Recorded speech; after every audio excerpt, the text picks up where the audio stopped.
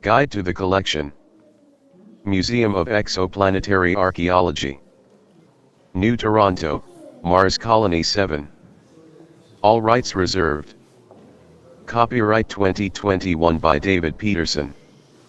All artwork copyright 2021 by David Peterson and Mandy Conti.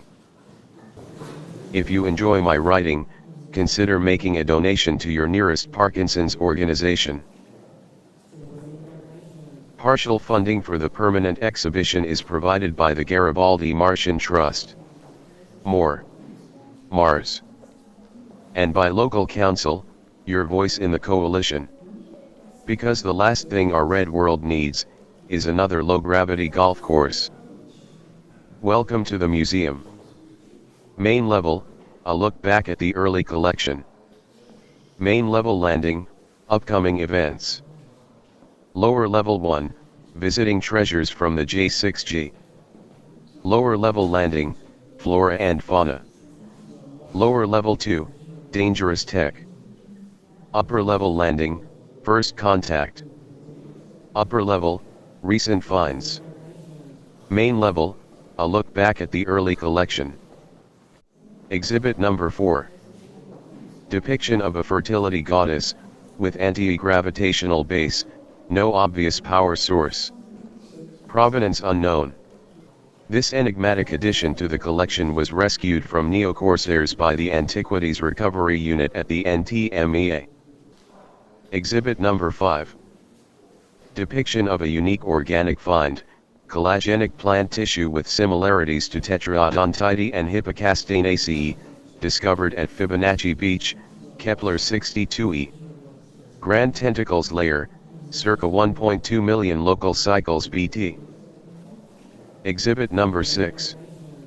Depiction of a component from an unknown device, tantalum substrate with tellurium plating, spontaneous photovoltaic conversion requires caution. Mandelbrot marshes, Tau Ceti F. Metropolis layer, circa 700 local cycles BT. Exhibit number 7. Depiction of a space pearl, a decorative object with religious significance, fashioned from a single calcareous concretion, unidentified invertebrate. Crystallization suggests repeated scoring with a far-IR excision tool. Sierpinski planes, Kepler 186f. Temporal layer, circa 1250 local cycles BT.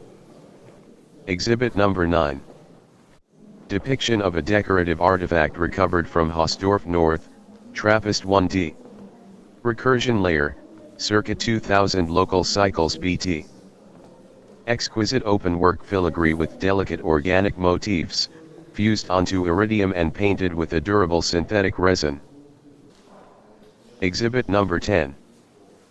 Depiction of a stela, discovered at Lake Kosh on Tea Garden Star B. Big Bad layer, circa 100k local cycles BT.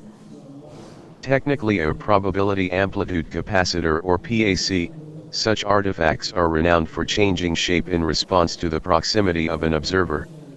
Nicknamed the menagerie after a field digger noticed the resemblance of the eigenstates to terran animals, fish, frog etc. This exhibit is a reproduction, as the original was stolen while on tour. Exhibit number 13. Depiction of Pithoi cache from New Gnosis on Tea Garden Star B. Gosper Island, layer unknown, circa 2.4k local cycles BT. Containers bear superficial similarity to Comares ware, with raised floral and shell motifs partitioned by bands. Privately funded excavation, not coalition approved, damaged vertical stratification, introduced self-replicating materials, and only documented the finds on social media. Exhibit number 14. Depiction of 3 artifacts from the Hall of Trophies in hexaflake state, Kepler 186f. Ball court layer, 1.5k local cycles BT. Material is an organic derivative, calcium carbonate in bioplastic matrix.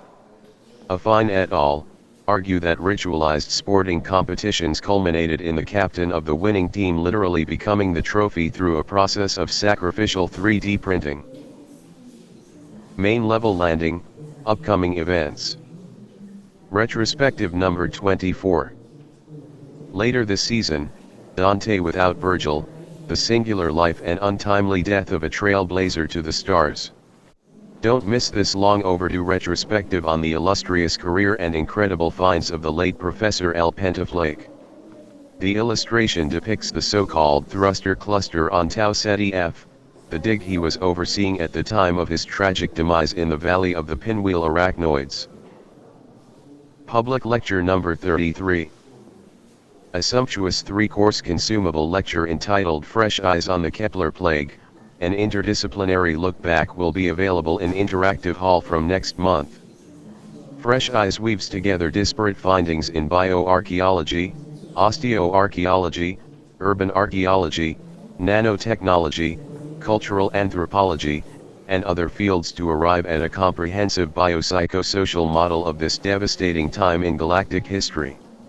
Topics include the cultural and environmental preconditions that spawned the nanovirus, what the skeletal biomarkers say about mortality, wealth, and social standing, the role of hyperspace trade in transmission and containment, the invention of encapsulating spheres, and how the limitations of this treatment still shape behavior and belief systems across multiple worlds.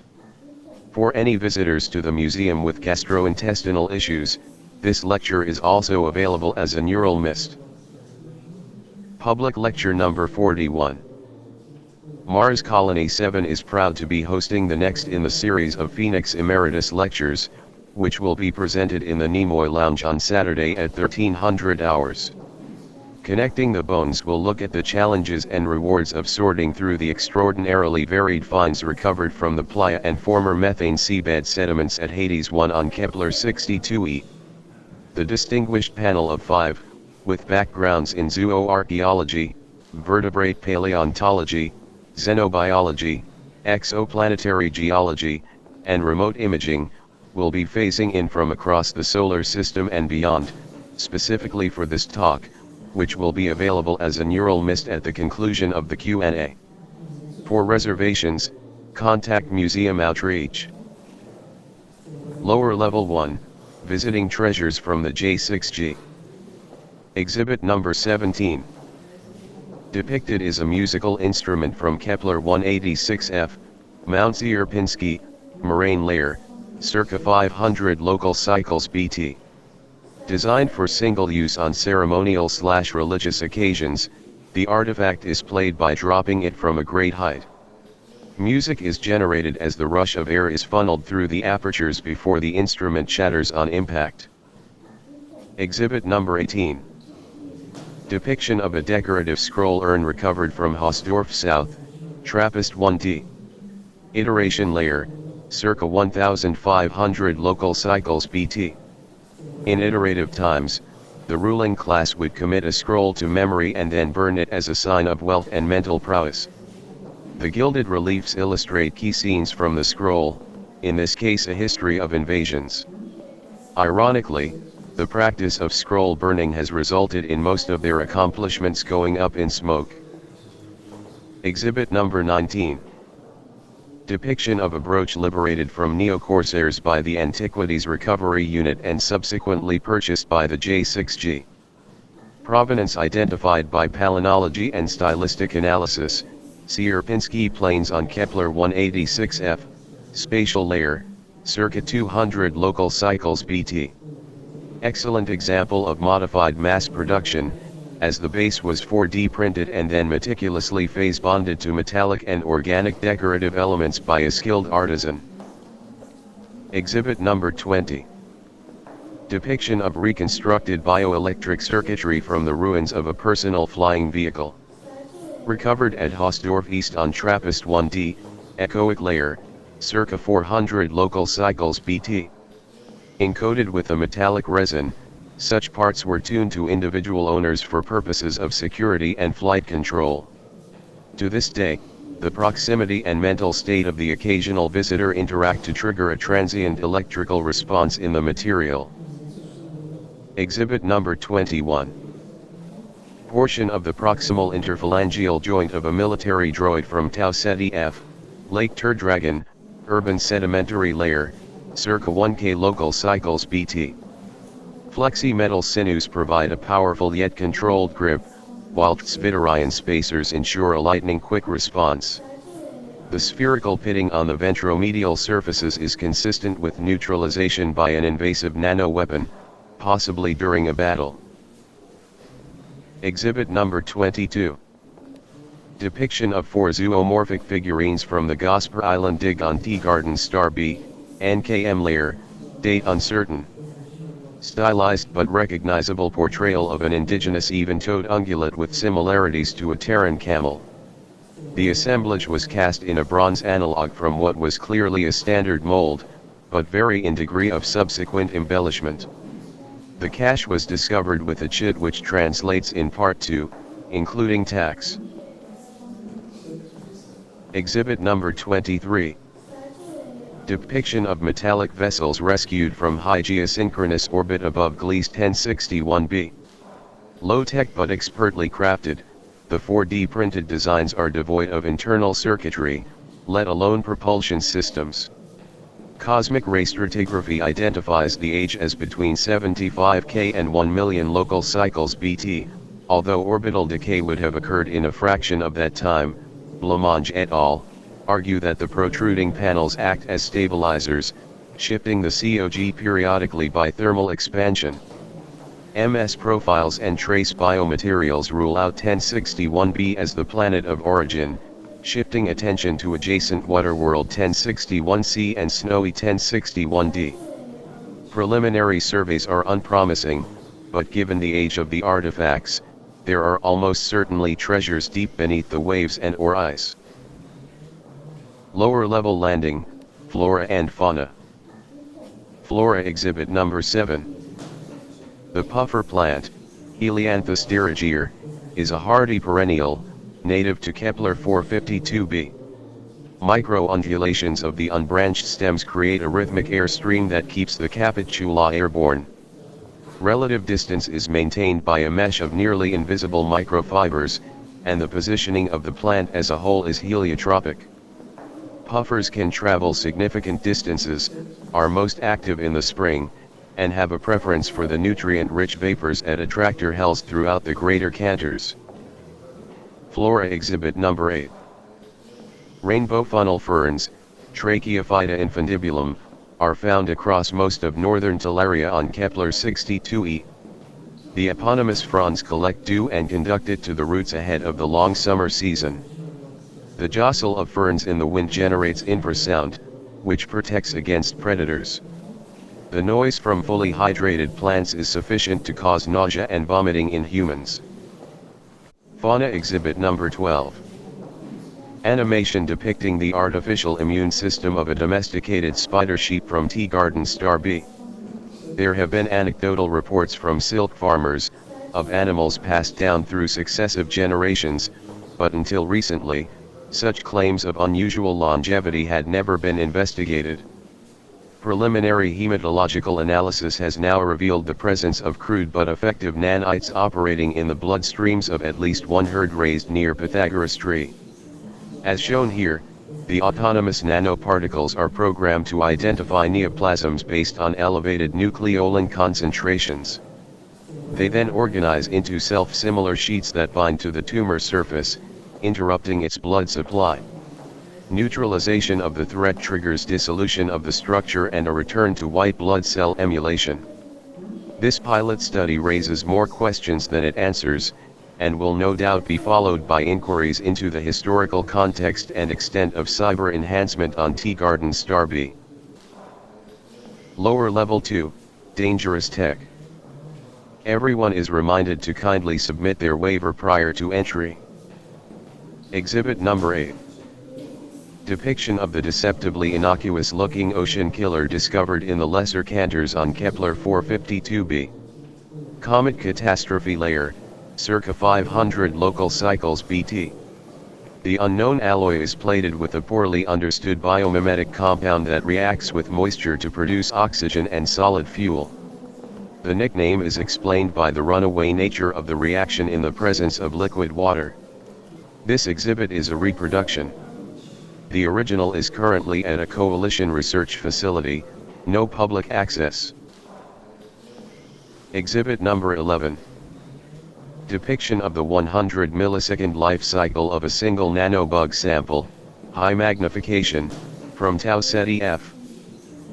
Engineered atmospheric contaminant endemic to Turdragon Caves, voltammetric dating inconclusive. Original purpose unknown.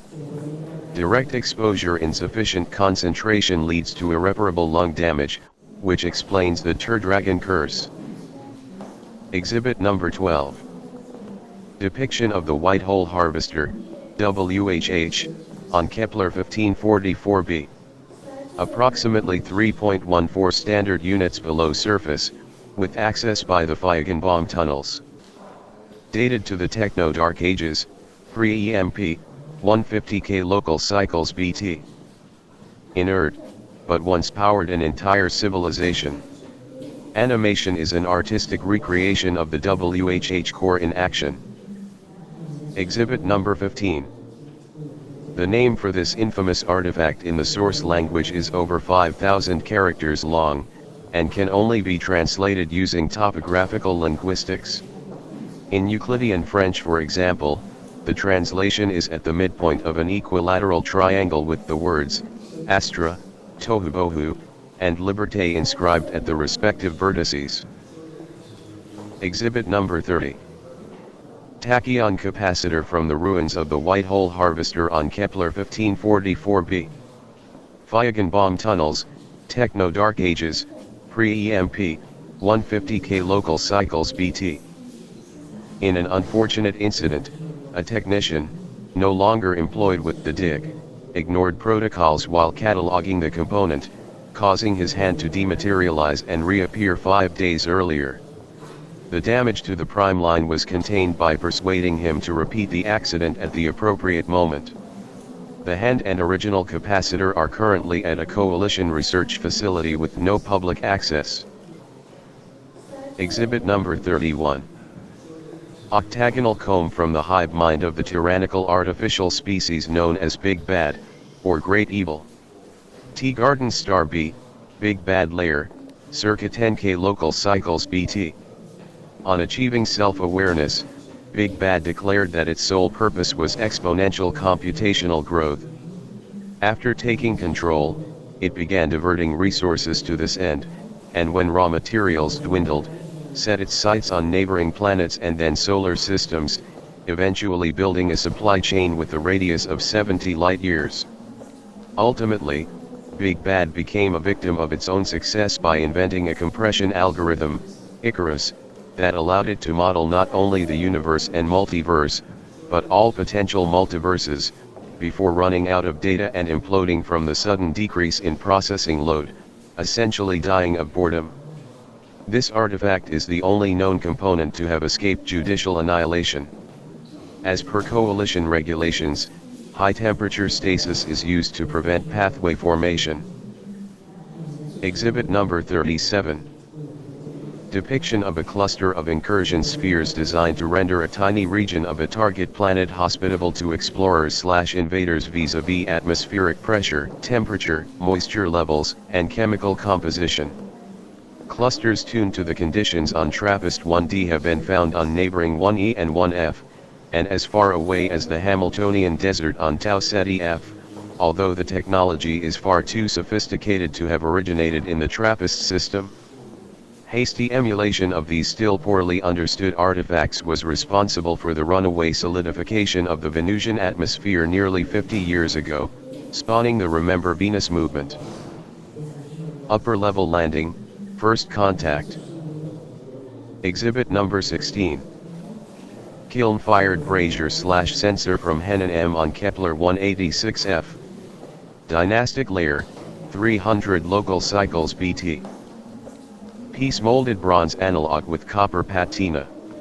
Designed to burn foliage, especially the leaves of an indigenous plant with mild sedative and hallucinogenic properties.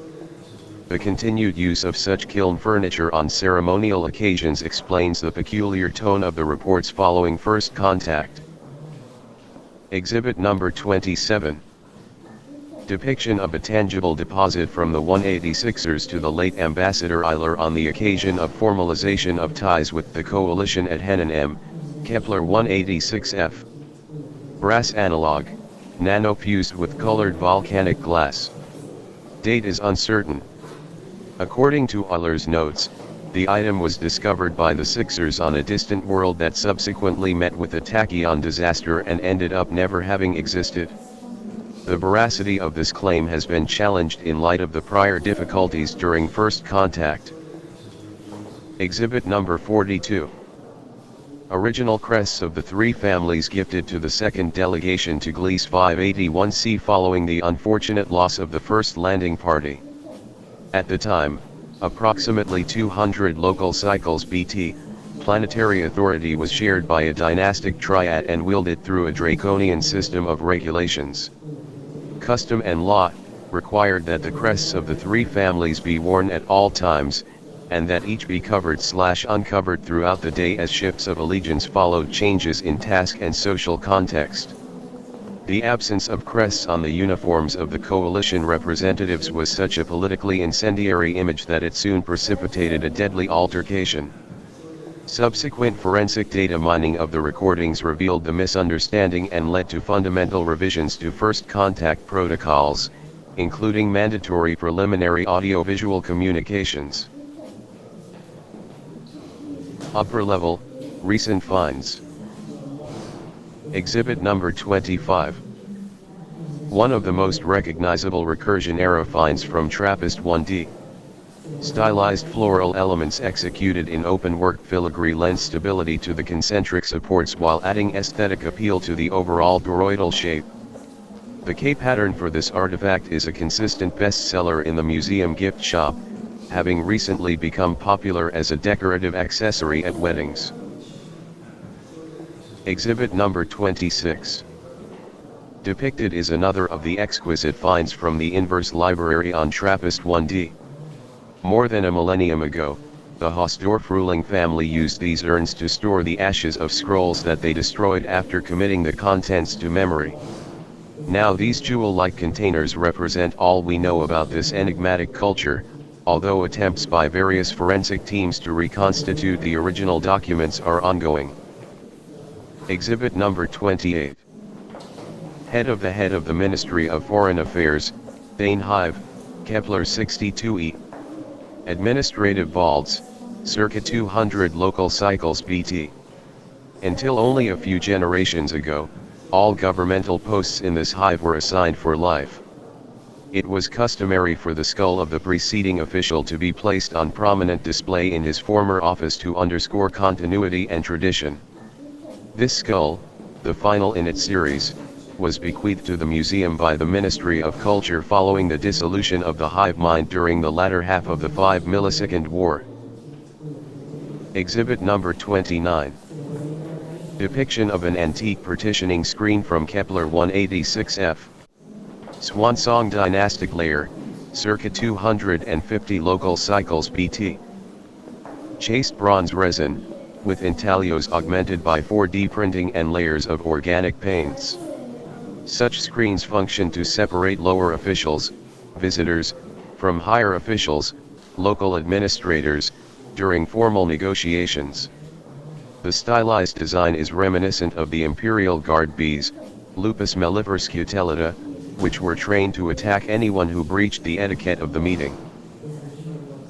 Exhibit number 34. From the permanent collection. Depiction of a series of decorative containers from New Gnosis on Tea Garden Star B. Gosper Island, superficial layer, no earlier than 2K local cycles BT. The overall design is woven from a silk-like protein excreted by indigenous spider sheep, which have long been domesticated for this purpose. Centuries of genetic manipulation has produced a range of silk glands yielding burnished through enameled textures, and colors reminiscent of gold and lapis. Subtle variations in the tension on the warp threads, while spinning the pottery loom, create the stylized motifs associated with silk pottery masters, while near-invisible strands support the cloud-like embellishments. Exhibit number 35.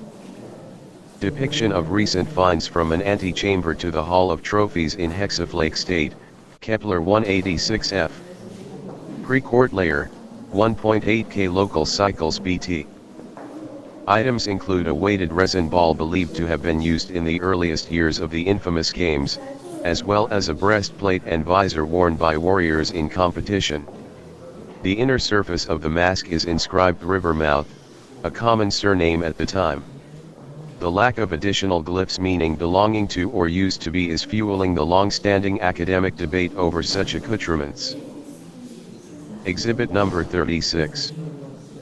Depiction of a gauntlet-style energy weapon recovered from the detritus below Dragon Falls on Tau Ceti F, superficial layer, no earlier than 1K local cycles BT. Designed to replace the hand of a military droid by screwing into a locking flange at the wrist. Flexi metal sinews in the arm stump would have supplied the power for the discharge, which was released from the tip, far left. Finding a complete specimen with the medial guard still intact is rare, as droids that survived the war were routinely disassembled, recycled, or deliberately infected with nanites. Exhibit number 43. Preliminary report by the museum team assigned to Gliese 1061C, regarding the discovery of a unique deep space vessel nicknamed the Flying Dutchman of Gliese.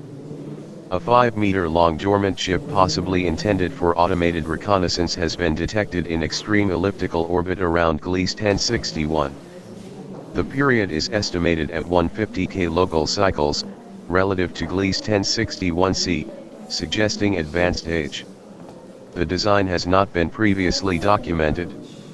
The hull is bereft of symbols linguistic or otherwise, and consists of treated glass with an estimated tensile strength approaching the theoretical upper limit of 17 gigapascals.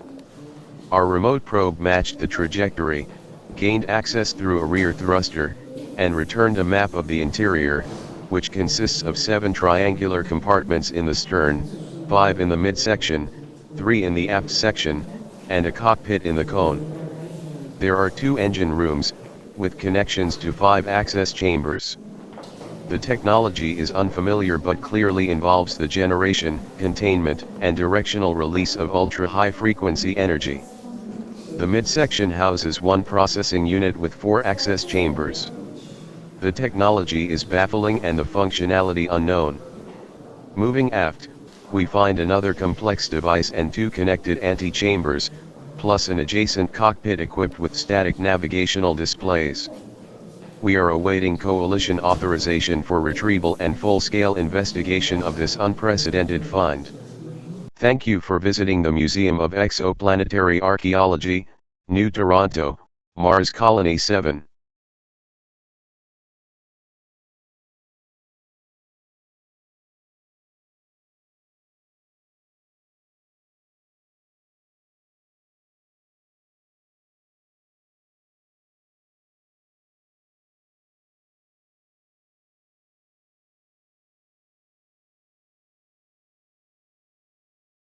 Guide to the collection. Jupiter 6 Galleries. Coalition Science Council Station, Jupiter Independent Territories. All rights reserved. Copyright 2021 by David Peterson. All artwork copyright 2021 by David Peterson and Mandy Conti. If you enjoy this audiobook, consider making a donation to your local Parkinson's Association. Welcome to the J6G. Jupiter Gallery 1, Inner Systems Archaeology. Jupiter Gallery 2, Outer Systems Archaeology. Jupiter Gallery 3, Visiting Treasures from the TAM CPS. Jupiter Gallery 4, Digs Over Time, Spotlight on the Museum of Exoplanetary Archaeology, Mars Colony 7. Jupiter Gallery 5, Closed for decontamination and renovations. Jupiter Gallery 6, CSC Observation Lounge. Jupiter Gallery 1, Inner Systems Archaeology. Exhibit number 45. Head of a service droid. Mandelbrot steps, Tau Ceti F. Middle sedimentary layer, circa 1.2 K local cycles BT. Flexi metal resin, mass-produced, internal components sufficiently intact to reverse engineer the basic specifications. Important find, as almost no technology predating the AI wars has ever been discovered. Core is currently negotiating with the SETI Protectorate for permission to reconstruct the original code through extrapolation of magnetic mapping data. Exhibit number 54. Knee joint from a military droid, recovered on Tau Ceti F downstream of Turdragon Falls, superficial layer, circa 800 local cycles BT. Specimen includes femur, tibia, and cruciate ligaments but is missing the patella. Unusually robust contingent of defense knights and repair knights were inadvertently reactivated during the recovery process, leading to contamination of several devices including the dig coordinator. Emergency protocols were enacted, and the coordinator was successfully evacuated to a nearby coalition facility, where he is expected to reboot without incident. Exhibit number 56. Book repository from caves at Hausdorff Southeast, Trappist 1D. Redundant layer, circa 900 local cycles BT. Unique, intricately crafted cylinder/phase boxes built from combinations of brass, burnished steel, polished stone, and glass. In use for more than a local century, and possibly concurrent with scroll burning practices at the Southern Court. These finds were initially interpreted as a reaction to the destructive excesses of the Hausdorff dynasty, i.e., a ceremonial attempt to preserve knowledge rather than reduce it to ashes. More recently, Piano et al. Have noted that since none of the cylinder boxes incorporate hinges or clasps, and all appear designed to remain permanently shut, they in fact represent a continuation of the elitism of the scroll-burning culture, specifically an attempt to render knowledge inaccessible, just by different means. Incidentally, most of the texts, which are laser-etched onto sheets of natural resin, either detail the daily activities of socially prominent individuals or describe how to operate devices. Exhibit number 62. Automated Local Administrator for the Big Bad Empire. Trappist 1D, Pascalsbog, circa 9,800 local cycles BT. At its height, the reign of terror initiated by the tyrannical AI, known as Big Bad, encompassed every system within 70 light-years of Teegarden's Star B. Automated processing nodes such as this one were installed on each conquered world to coordinate the subjugation of the indigenous population with an eye to plundering their resources more efficiently. On the destabilization of the empire, the administrators were left to face the pent-up resentment of their charges, and most ended up slowly and creatively disassembled. This rare find escaped the fate of similar servers as it was tipped into a lake, where it lodged in the sediment and remained forgotten until the bog was dredged.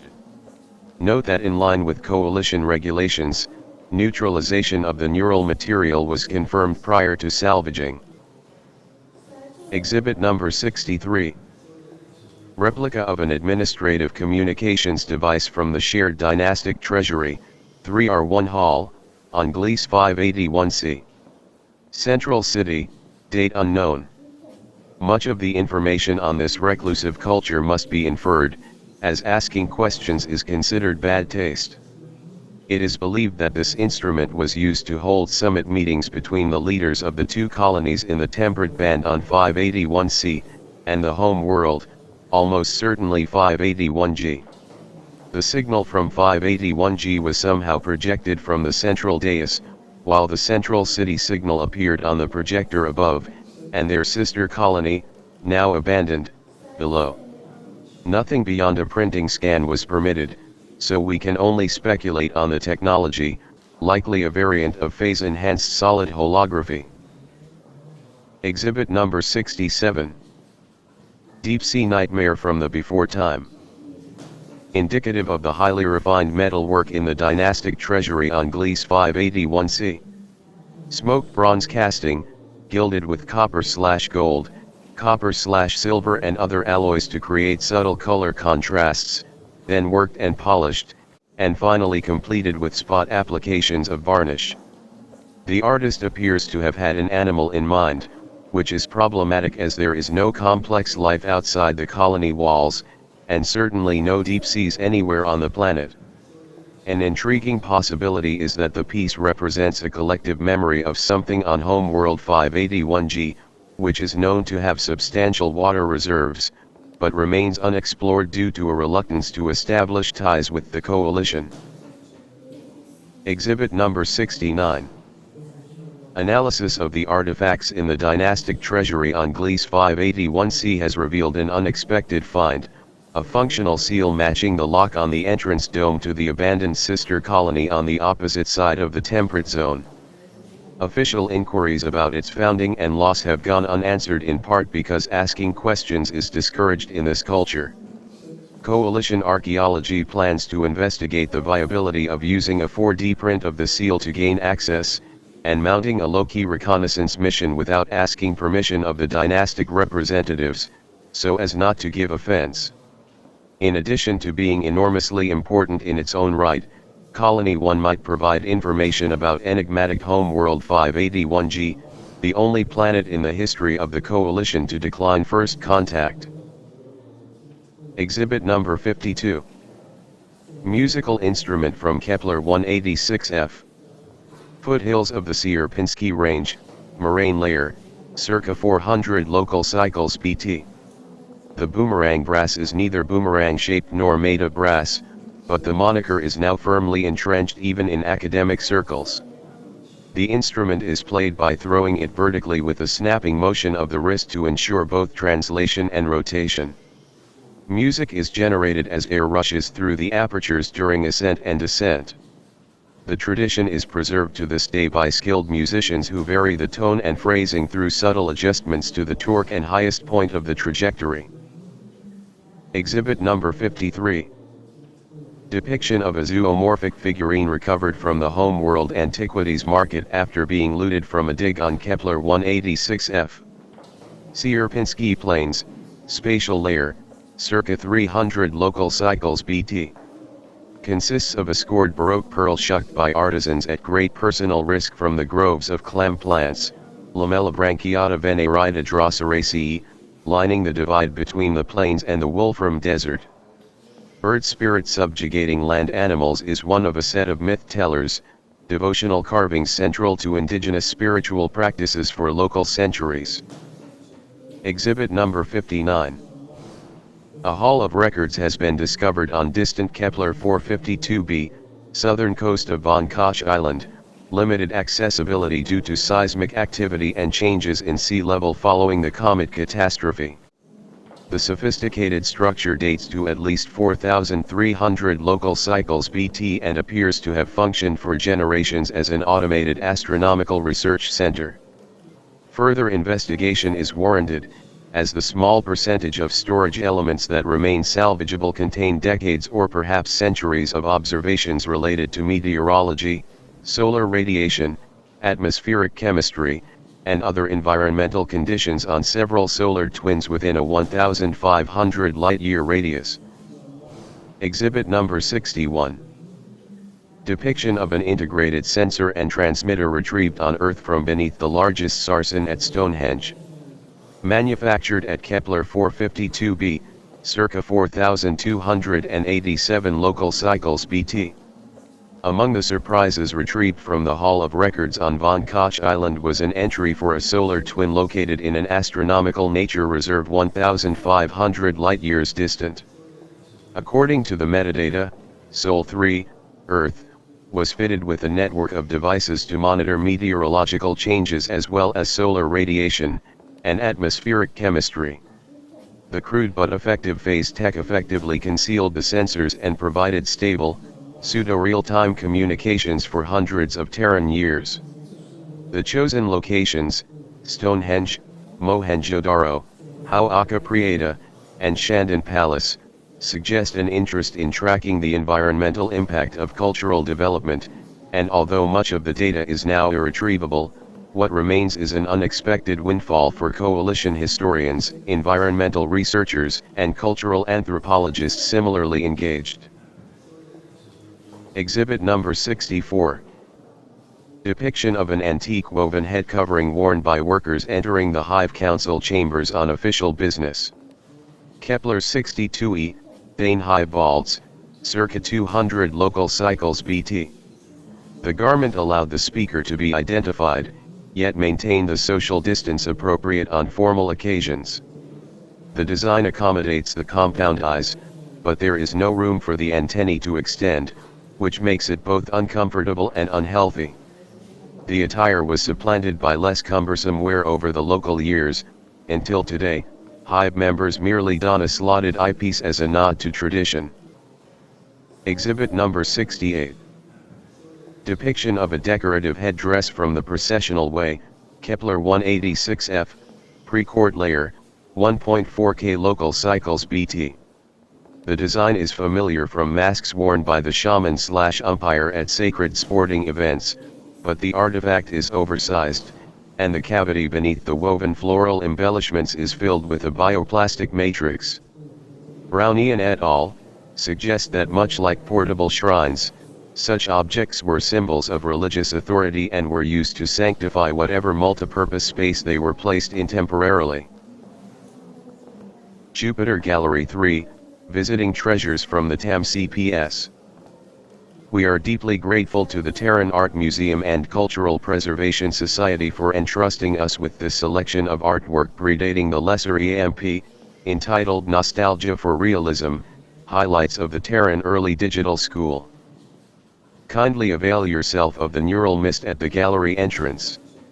It contains an overview of the historical context of this movement, as well as what little information has been pieced together about each work.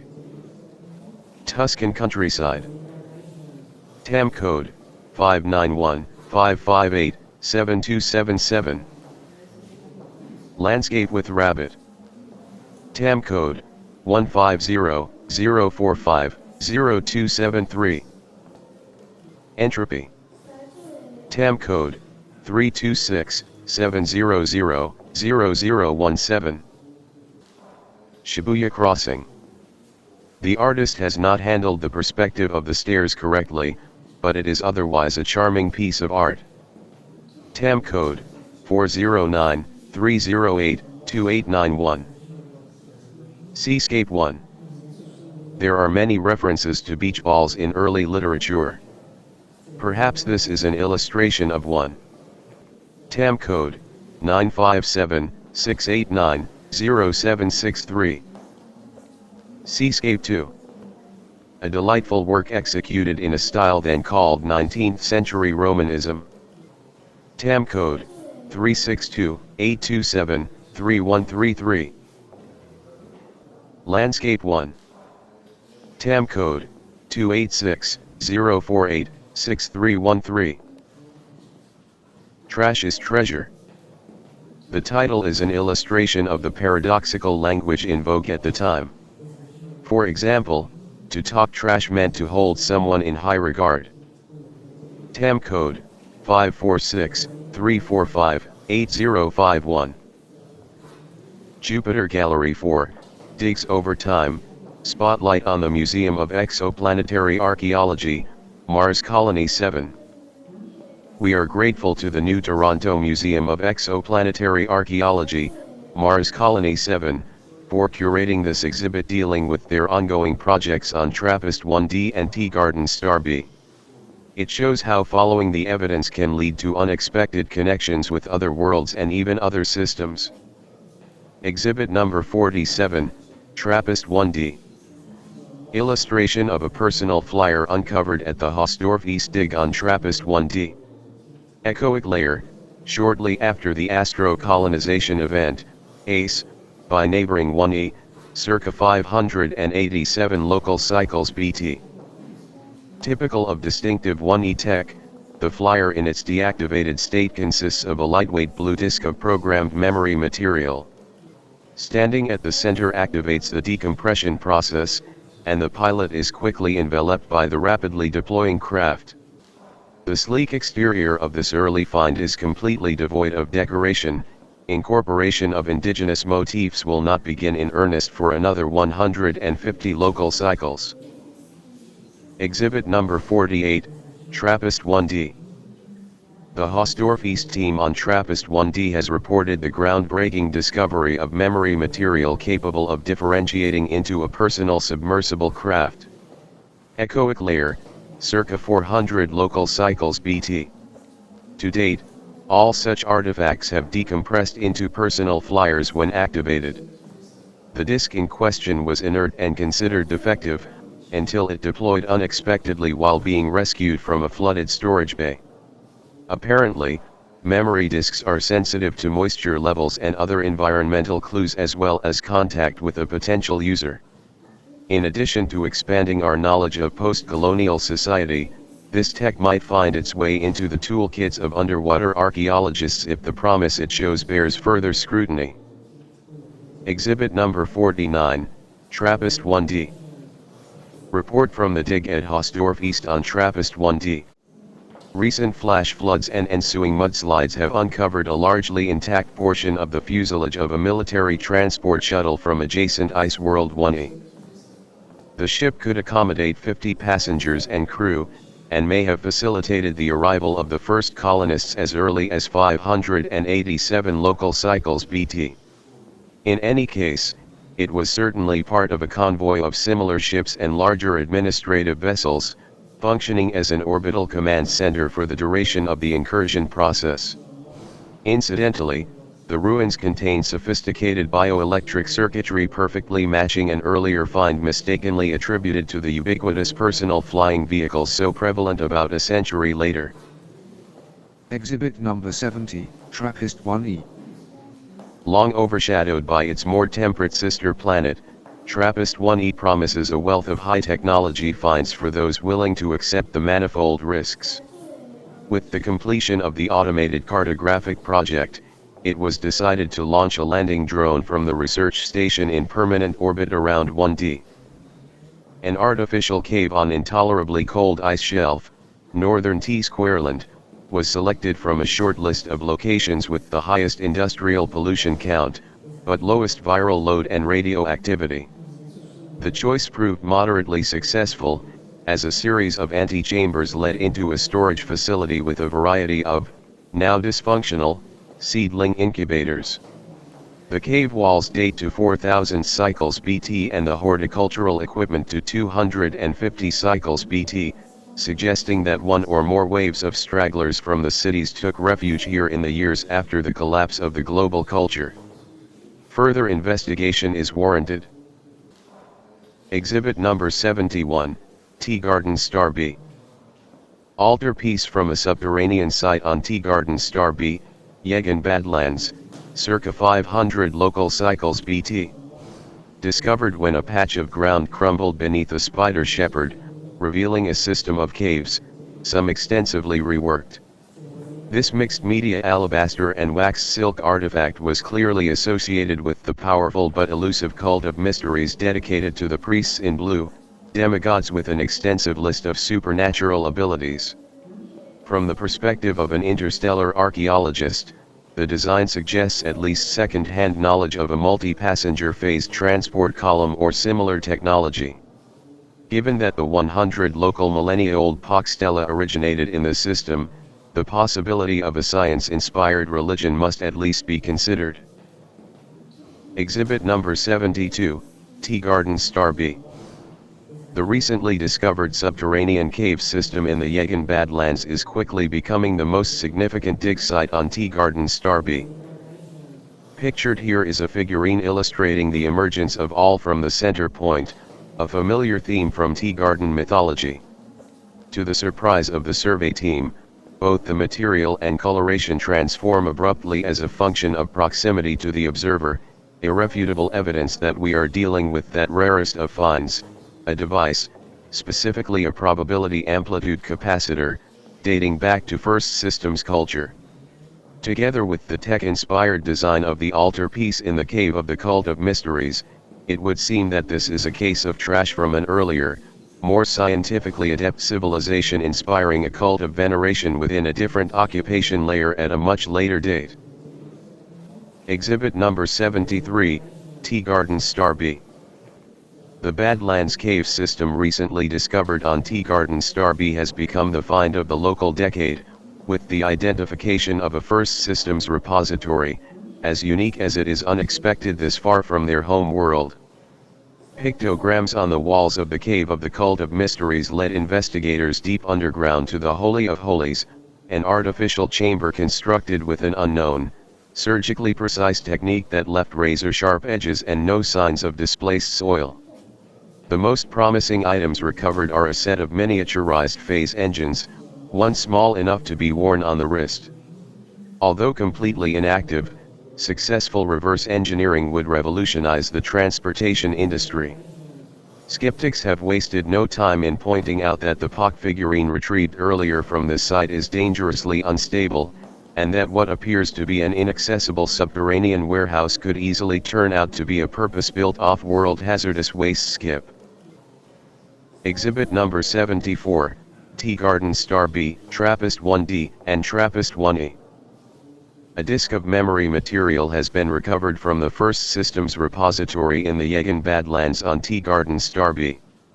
As with two similar devices studied on TRAPPIST-1D, the artifact responds to organic surface pressure by decompressing into a transport vehicle, in this case a slick model designed for high-speed surface travel. Team Manager's log: just when I thought that this project could not get any more exciting, we find a working Land Rover from an explorer's toolkit dating back nearly 100k local cycles. Furthermore, it is cut from the same techno-cloth as the personal flyer and submersible craft carried by colonists to TRAPPIST-1D from sister planet 1E. Which begs the question, how did a culture 27 light-years distant get their tentacles on similar first systems treasures? Is there a comparable repository of wonders somewhere under the nuclear winter on TRAPPIST-1E? Finds like this that build bridges between worlds and illuminate new avenues of investigation are what make my career so rewarding.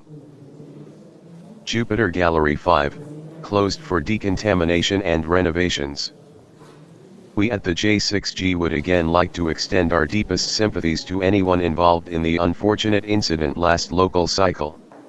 Our risk assessment team has redoubled its efforts to assure our visitors that their experience will be both stimulating and as safe as possible. Jupiter Gallery 6, SCS Observation Lounge. Bulletin 44 from the CSC-1061C Research Station. First positive news from the Global Seabed Initiative, headquartered on the Orbital Coalition facility at Gliese 1061C. Sidescan Grabner and other maritime geophysical surveys have never revealed artificial structures, but follow-up of a weak anomaly camouflaged by a thermal vent has uncovered this unique find. Preliminary bathymetric data suggests that the artifact is stabilized in a depth attractor by the energy from the vent, indicating a relationship to the artificial satellites at nearby 1061b. Bulletin 55 from the CSC-1061C Research Station. Renewed efforts to identify submerged anomalies in the oceans of Gliese 1061C following the discovery of the first sentient-made artifact have finally met with success. The Global Seabed Initiative, headquartered on the Orbital Coalition facility, has reported the discovery of an intact underwater city, perhaps local centuries old, located above what was once an enormous islet or promontory off the eastern coast of Lake Inia. The metropolis, dubbed New Pavlopetri, had remained undetected despite repeated scans of this area until a visiting metallurgist studying the Flying Dutchman of Gliese suggested recalibration to search for pressure-resistant treated glass. Initial surveys suggest the site is in fine condition, with no breaches, concretions, or damage from pitic analogs. No timeline for artifact recovery has been established, given the lack of apparent access ports and the threat of explosive compression. Bulletin 58 from the CSC-1061C Research Station. More positive results from the Orbital Coalition facility above Waterworld Gliese 1061C. Following the success of the Global Seabed Initiative in improving the sensitivity of their scans by recalibrating for tempered glass signatures, the interdisciplinary team turned its attention to IC-1061D, which has so far yielded little of archaeological import.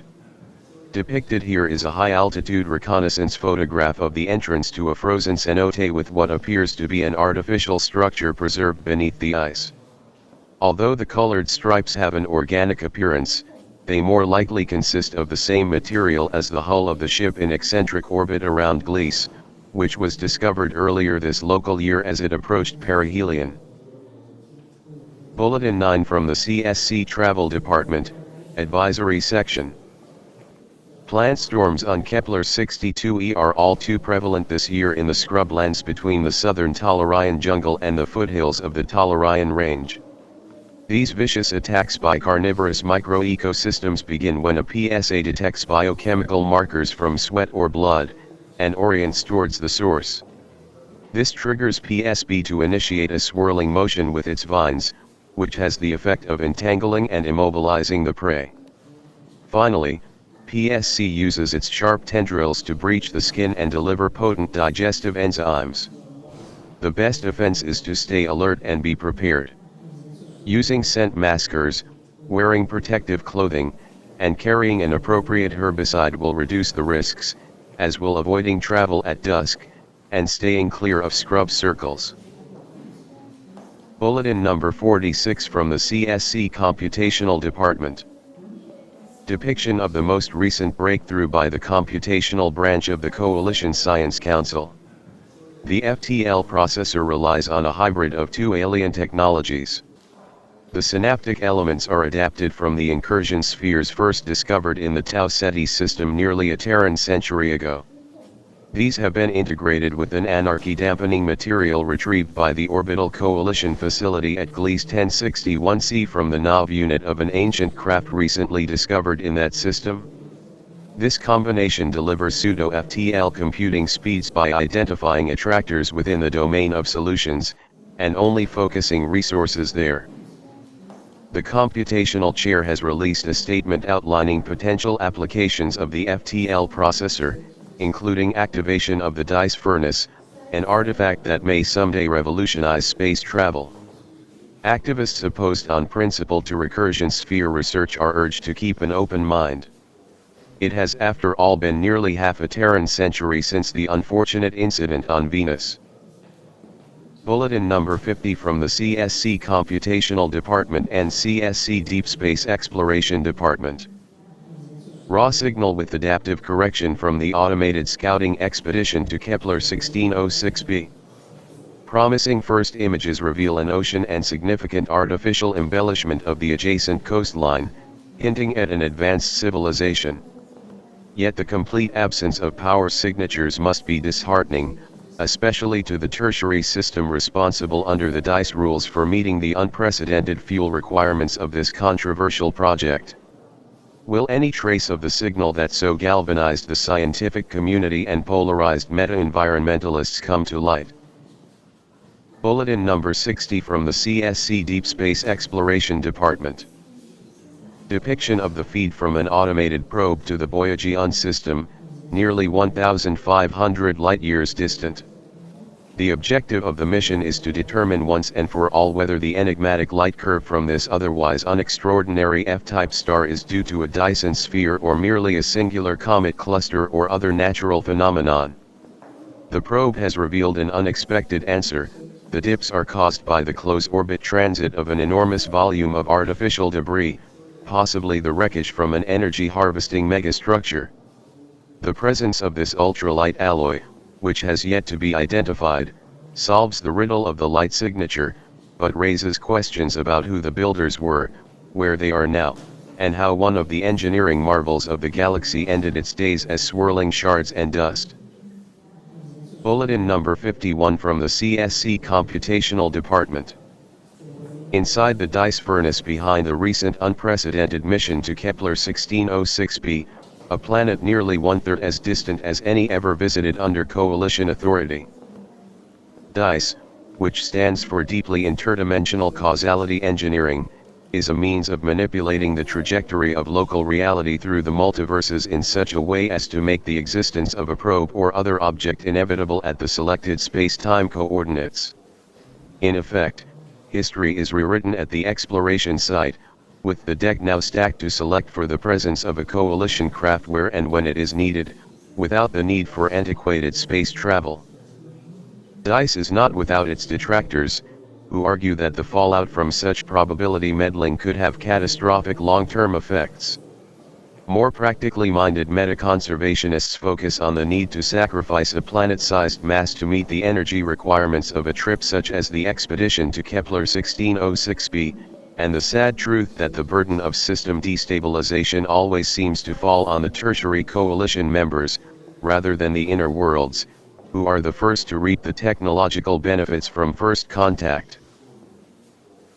Bulletin number 65 from the SCS Outreach Department. This Friday at 1900 hours in the Observation Lounge, the SCS and J6G are co-hosting a lecture entitled, The Mystery of the Vanishing First Systems. Our speaker, Professor Ptolemy Lichtenberg, has a background in archaeology and cultural anthropology, and has built his career studying the advanced interstellar civilization that once colonized this corner of the galaxy. Afterwards, there will be a panel discussion with contributions by a CSC rep as well as a professor of improbability, and a causality engineer from the Peel Research Station. Don't miss what promises to be a stimulating evening. Photo credit, view from the entrance to the Feigenbaum tunnels, Kepler 1544b, Archives of the Museum of Exoplanetary Archaeology. Bulletin number 66 from the CSC Travel Department. Artist's impression of one of the most iconic scenes in the known systems, and certainly a must-see for anyone planning a visit to Kepler 1544b. The technology behind this artificial wonder dates back to the mysterious first systems, which means that the platforms that survived the Great EMP had quietly greeted millennia of sunrises before any of the civilizations now represented in the coalition had left their cradle. Thank you for visiting the Jupiter 6 galleries. Coalition Science Council Station, Jupiter Independent Territories.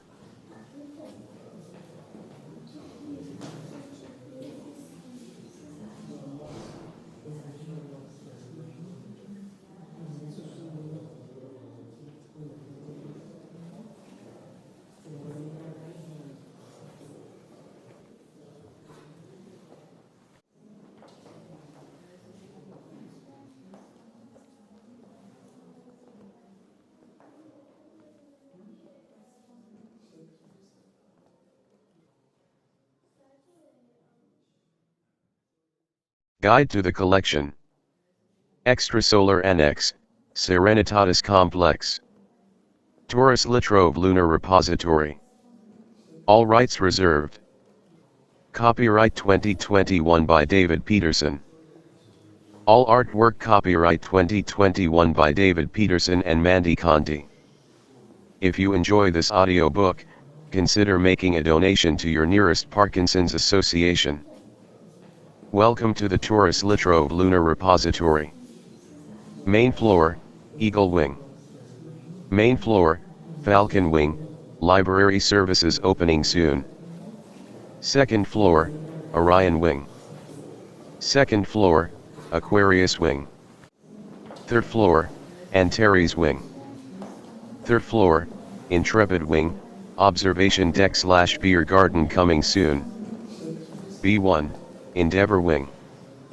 B1, Odyssey Wing, Cafeteria / Gift Shop opening soon. Main floor, Eagle Wing. Exhibit number 76. Entrance to the Palace Complex in long abandoned Colony 2 on Gliese 581C, looking back towards the shattered Biodome and the Red Dwarf at sunset. The overall layout and materials are similar to those in bustling Colony 1, although the ubiquity of the tetrahedron is replaced by that of the sphere, and the exposed surfaces appear to have petrified. Dating is uncertain, and there is no indication of whether abandonment was gradual or precipitated by sudden calamity. Should be interesting days ahead if there is a corresponding hall of records inside. Exhibit number 77. Analysis of the abandoned colony on Gliese 581c continues to highlight the distinctiveness of this forgotten culture.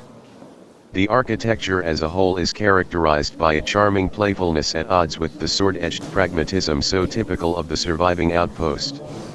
The dusty streets feel somehow livelier despite the lack of life, spilling over as they do with artistic adornment. A fine example is the magnificent piece depicted here, which dominates the approach to the palace. And although the layout is quite similar to that at Colony 1, these ruins contain a much larger library, which appears to be largely intact. What a promising find! Exhibit number 78. Research continues at the Colony 2 ruins in the temperate zone on Gliese 581c.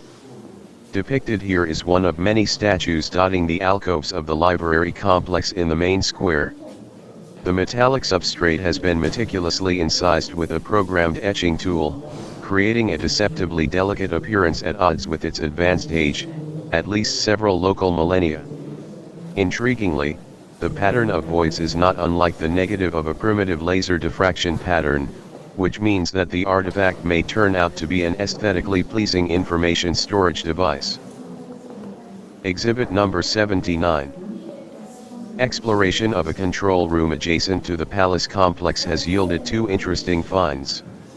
The floors below ground contain power generation equipment designed to take advantage of the considerable thermal gradient between the bright side and dark side of this tidally locked world. The floors above are occupied with the communications equipment depicted here. The design is unfamiliar and appears to incorporate local tech, plus components from at least two other worlds. We are awaiting the analysis of the raw scans with interest. Exhibit number 80. Depicted is a virtual simulation of an extraction node designed using the parameters of the thermoelectric generator discovered underneath Colony 2 on Gliese 581c. The energy needs of the settlement were more than met by the Seebeck generator, which straddled both sides of the temperate zone, and converted the thermal gradient between the light and dark sides into electromagnetic radiation. The design, which has essentially no moving parts, is as elegant as it is efficient. Exhibit number 81. Analysis of the hybrid communications device discovered in the ruins of Colony 2 on Gliese 581c has established a connection to technology from the Tau Ceti system. Professor Pentaflake, manager of digs for Tau Ceti F, has provided this image of a bioelectric field shaper, retrieved from Mount McCoy, middle sedimentary layer, circa 1.2 K local cycles BT. Despite its age, this device is remarkably similar to contemporary psychomechanical instruments in its use of modulated EM radiation to entrain and enhance affective or cognitive baselines. The integration of such equipment with an extrasolar transceiver is unique in the archaeological record, and begs the question, what were the engineers at Colony 2 up to with their design? Main floor, Falcon Wing, Library Services opening soon. Second floor, Orion Wing. Exhibit number 75. In an impressive display of experimental archaeology, the Dragon Falls team on Tau Ceti F has successfully activated a service droid designed from middle sedimentary layer components, circa 1.2 K local cycles BT. They hope to infer the original scope of activities from the unit's behavior and range of motion. For safety reasons, the fully revived experimental droid, Fred, only incorporates standard off-world control algorithms, and all of Fred's reference parts predate the AI wars. Exhibit number 82. The reconnaissance team is continuing with the daunting task of cataloging the literature found in the ruins of Colony 2 on Gliese 581c. This culture was evidently as expressive, as the Colony 1 populace is taciturn. Their preferred medium was holographic etching, which they applied to virtually every exposed surface, including purpose-built statuary such as this delightful piece from the library alcove. Surface layer, circa 85 K local cycles BT. Compounding the challenge for the researchers are the difficulties with translation. It is clear that the language consists of geometric ideograms, primarily hexagrams, with a superficial similarity to Western Zobron's script, but the dearth of punctuation or grammatical particles means that in the absence of a viable conversion matrix, solutions based on internal logic must be considered specious. Given the ongoing territoriality dispute, assistance from Colony 1 is not likely to be forthcoming. Exhibit number 83. A further cache of 3 memory material disks has been found following a cave-in at the Hausdorff East project on TRAPPIST-1D. 2 of the artifacts remain inert despite best efforts, but the third responded to pressurized immersion in a saltwater bath by decompressing into a personal hydrofoil. In early tests, forward motion above a threshold speed leads to sustained circulation around the lower projections, resulting in considerable lift. The elegant design, which is optimized for smooth travel and accurate turns, is consistent with the recent hypothesis that such disks were adapted from ancient First Systems tech. This is the third working vehicle recovered from among the artifacts associated with settlements of colonists from sister planet 1E, and dates to approximately 400 local cycles BT. Exhibit number 84.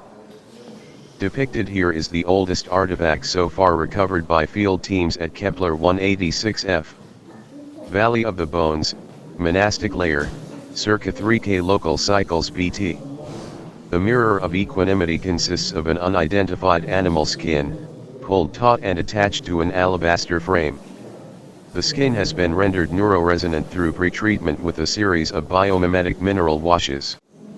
Staring into the mirror at a prescribed distance induces a feedback loop that amplifies electrophysiological signals, primarily in the limbic system. In effect, any emotional state other than perfect equanimity would have been heightened, presumably to the point of discomfort or worse. Ironically, this meditative training tool is now so brittle that the presence of a strongly agitated person induces micro cracks in the surface that would eventually shatter the artifact were it not in this Faraday display case. Exhibit number 85. Artificial plant recovered on Kepler 186f from a dig overlapping the former Imperial Gardens.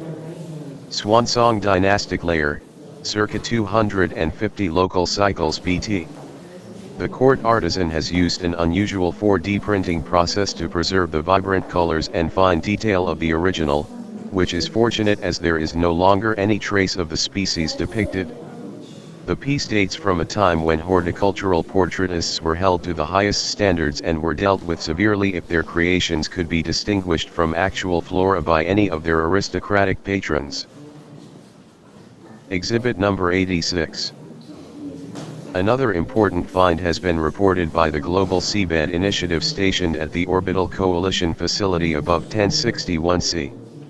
Systematic scans for pressure-resistant treated glass have revealed an automated complex, stationed above the southern pole. The structure, estimated at 65K local cycles old, is much smaller than New Pavlopetri, but unlike those ruins is actively drawing power from geothermal sources, perhaps for the benefit of multiple drone craft berthed in the central hangar bay.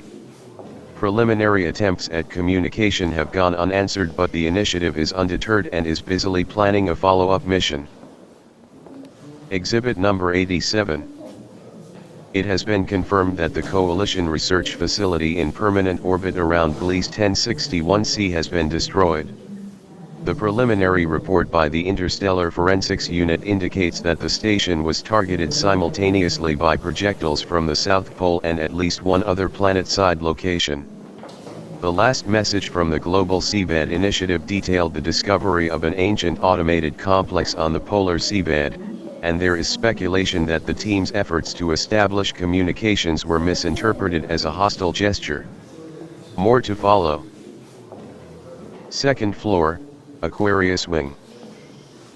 Exhibit number 88. Depicted is a module from the Core AI recovered by the Interstellar Forensics Unit from the wreckage of the Orbital Coalition Research Facility at Gliese 1061c. The emotional testimony of the module has been central to the inquest and extraordinary session at the CSCS in the Jupiter Independent Territories, which continue today in the wake of the disaster.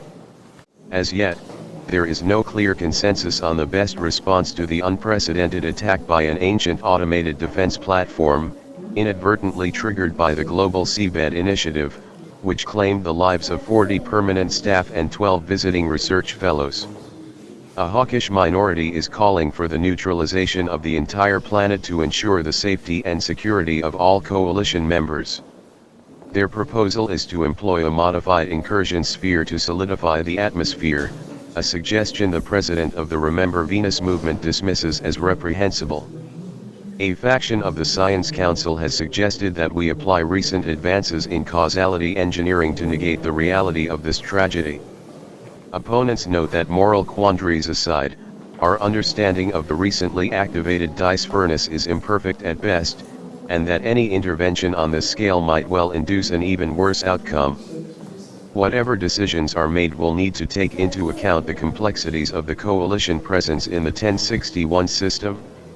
In addition to dealing with the wreckage, top priorities include salvaging the invaluable artifact referred to as the Flying Dutchman of Gliese, and deciding the fate of the ongoing archaeological projects involving 1061B, C, and D.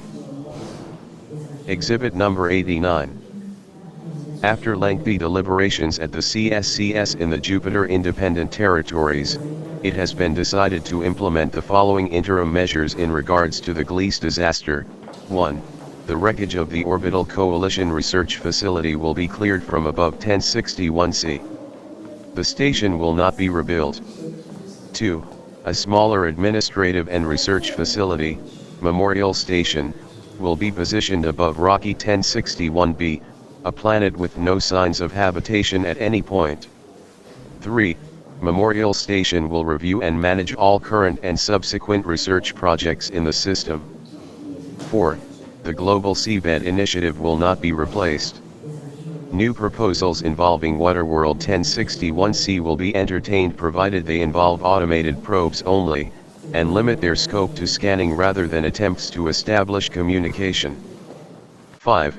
As a tribute to those who lost their lives, specially engineered seagrass will be introduced into the marine ecosystem on 1061C. Proximity to sentient life will trigger microvibrations designed to recreate the sound of a Stradivarius violin playing the symphonic intermezzo meditation from Massenet's Thais, and the seeds it sheds will contain a microscopic retelling of the tragedy. Updates to follow. Exhibit number 90. Depiction of antique silken attire from Tea Garden Star B, private acquisition, circa 200 local cycles BT. The multilayered waistcoat and shorts are painstakingly crafted by specialized artisans skilled in exploiting differences in texture and color between spider sheep breeds and ranches. Ataki, as this clothing is referred to, was once a common sight but is now only worn on formal occasions. The quality of the material can be gauged by checking the shoulder extensions, which in the most expensive garments trail off with such gossamer subtlety that the edges can only be felt, not seen. Exhibit number 91. The technology behind the third mysterious component of the communications device discovered in the ruins of Colony 2 on Gliese 581c has been identified. The manager for digs on distant Kepler 452b has confirmed a match to the environmental sensors used by ancient explorers on that world to monitor environmental conditions on Earth and other stellar twins within a 1,500 light-year radius. It is unclear how the device was acquired by the colonists on Gliese 581c or what their motivation was, in combining it with indigenous telecommunications equipment and a bioelectric shaper from Tau Ceti F. Exhibit number 92. Sample of a typical linguistic diffraction pattern reconstructed from holographic etchings on the statues at the entrance to the ruins of Colony 2 on Gliese 581c. The analyst modules continue to have difficulties with the translation, beyond identifying an increasing number of similarities to Western Zobronze script, not least of which being the reading direction, top to bottom, right to left.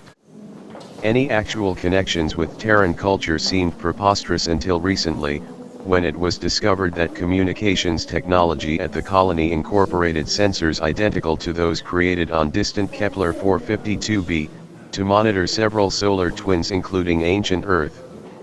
A cursory examination of the distribution of lines also suggests that some information is encoded in the overall layout, meaning that a geometric approach may prove useful.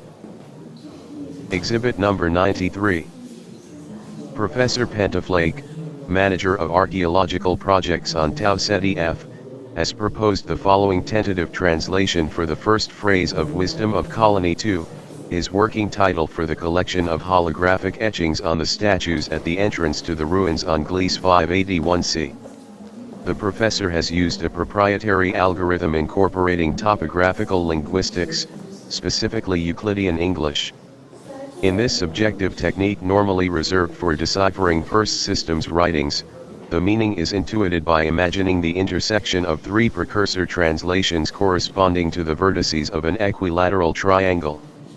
It is unclear why he has embedded a mandala, although it is likely intended to guide the reader's focus to the center point. There is no consensus regarding the fidelity of this translation, although his effort is garnering considerable attention in academic circles. Exhibit number 94. Depiction of the figure of a monk in a posture of supplication. Kepler 186f, Valley of the Bones, acquired locally, circa 200 local cycles BT. Crafted by filling a press-fit mold with a powder that gives off a phosphorescent glow symbolizing the rewards of contemplation. The monks are known as masters of minerals, and some believe that in addition to folk art, they apply their skills to crafting potions for eternal youth, a rumor fueled by the considerable lifespan of the indigenous population. Many of independent means have ventured into the Valley of the Bones in search of this prize, and not all leave, at least in one piece. Adventurers would be wise to remember that the monks are also known as masters of munitions. Exhibit number 95. A team scouting the southern hemisphere of Kepler 62e for paleontological evidence has discovered a cliff face inscribed with a variety of geometric designs. Sites of archaeological interest outside the Thane domain far to the north are rare, and it is implausible that the hive would be associated with decorative stonework of any kind, let alone on this scale. Given the unusual nature of the find and the size of the adjacent cave system, a request for allocation of additional resources seems warranted. Third floor, Antares Wing. Exhibit number 96. A cursory sweep of the area near the cliffside on which rock art was recently discovered has revealed this sophisticated embellishment of the entrance to a cave system. The material is an inherently adhesive resin with at least several thousand local cycles of wear. It is unclear whether the subject is purely imaginary or the realistic portrayal of an actual species.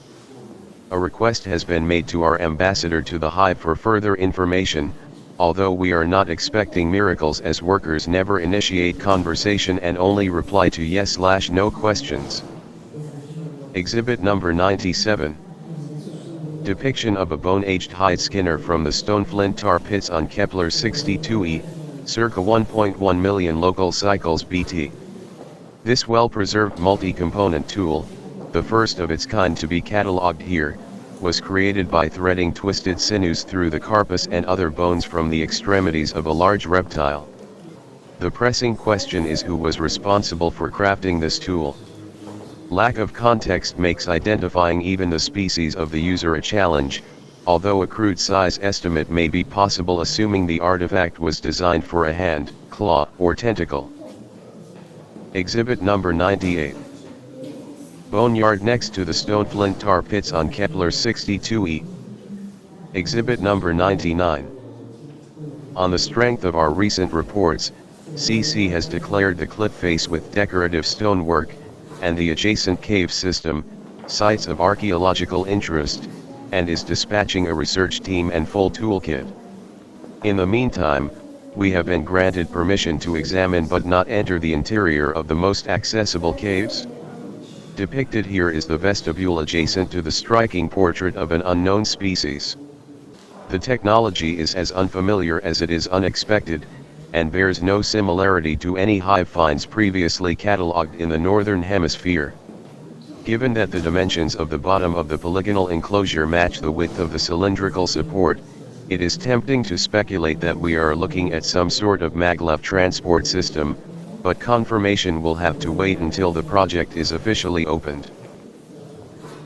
Exhibit number 100. Transcribed here is Professor Pentaflake's translation of the second stanza from a work he is tentatively referring to as Wisdom of Colony 2.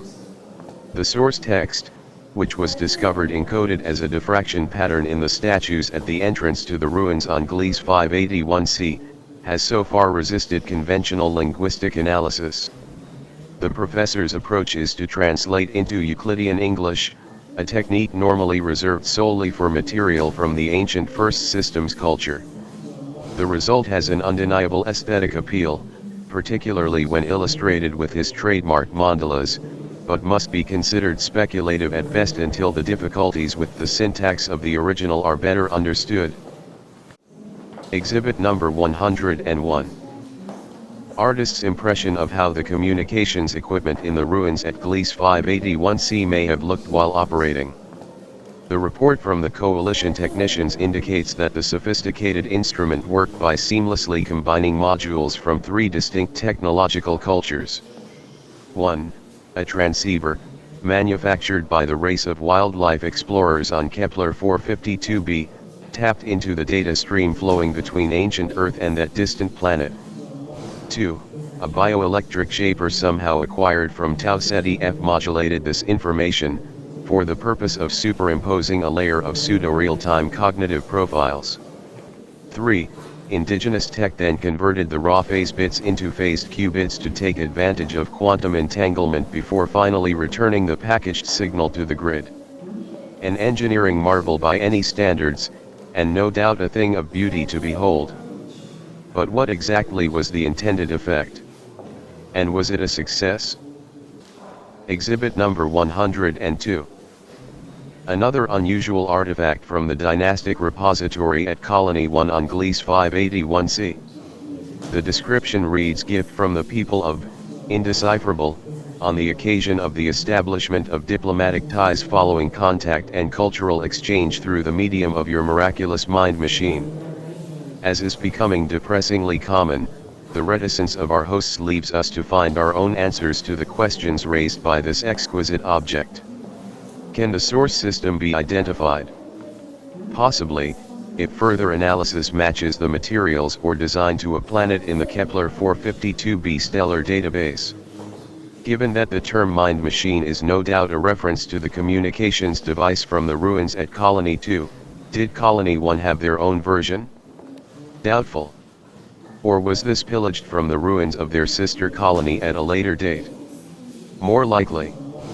Another intriguing possibility is that Colony 1 misrepresented themselves as the originators of the signal while both settlements were still occupied. If so, this could be the first tangible evidence for a state of discord existing prior to whatever eventually left only one group standing. Exhibit number 103.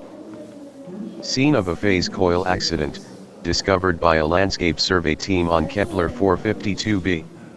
As every spacefaring civilization eventually learns, sights such as this are inevitable in the interval between the invention of phase travel and the realization that the equations only stabilize after folding in the Pauli exclusion principle, the origin, incidentally, of the phrase phasing with pep.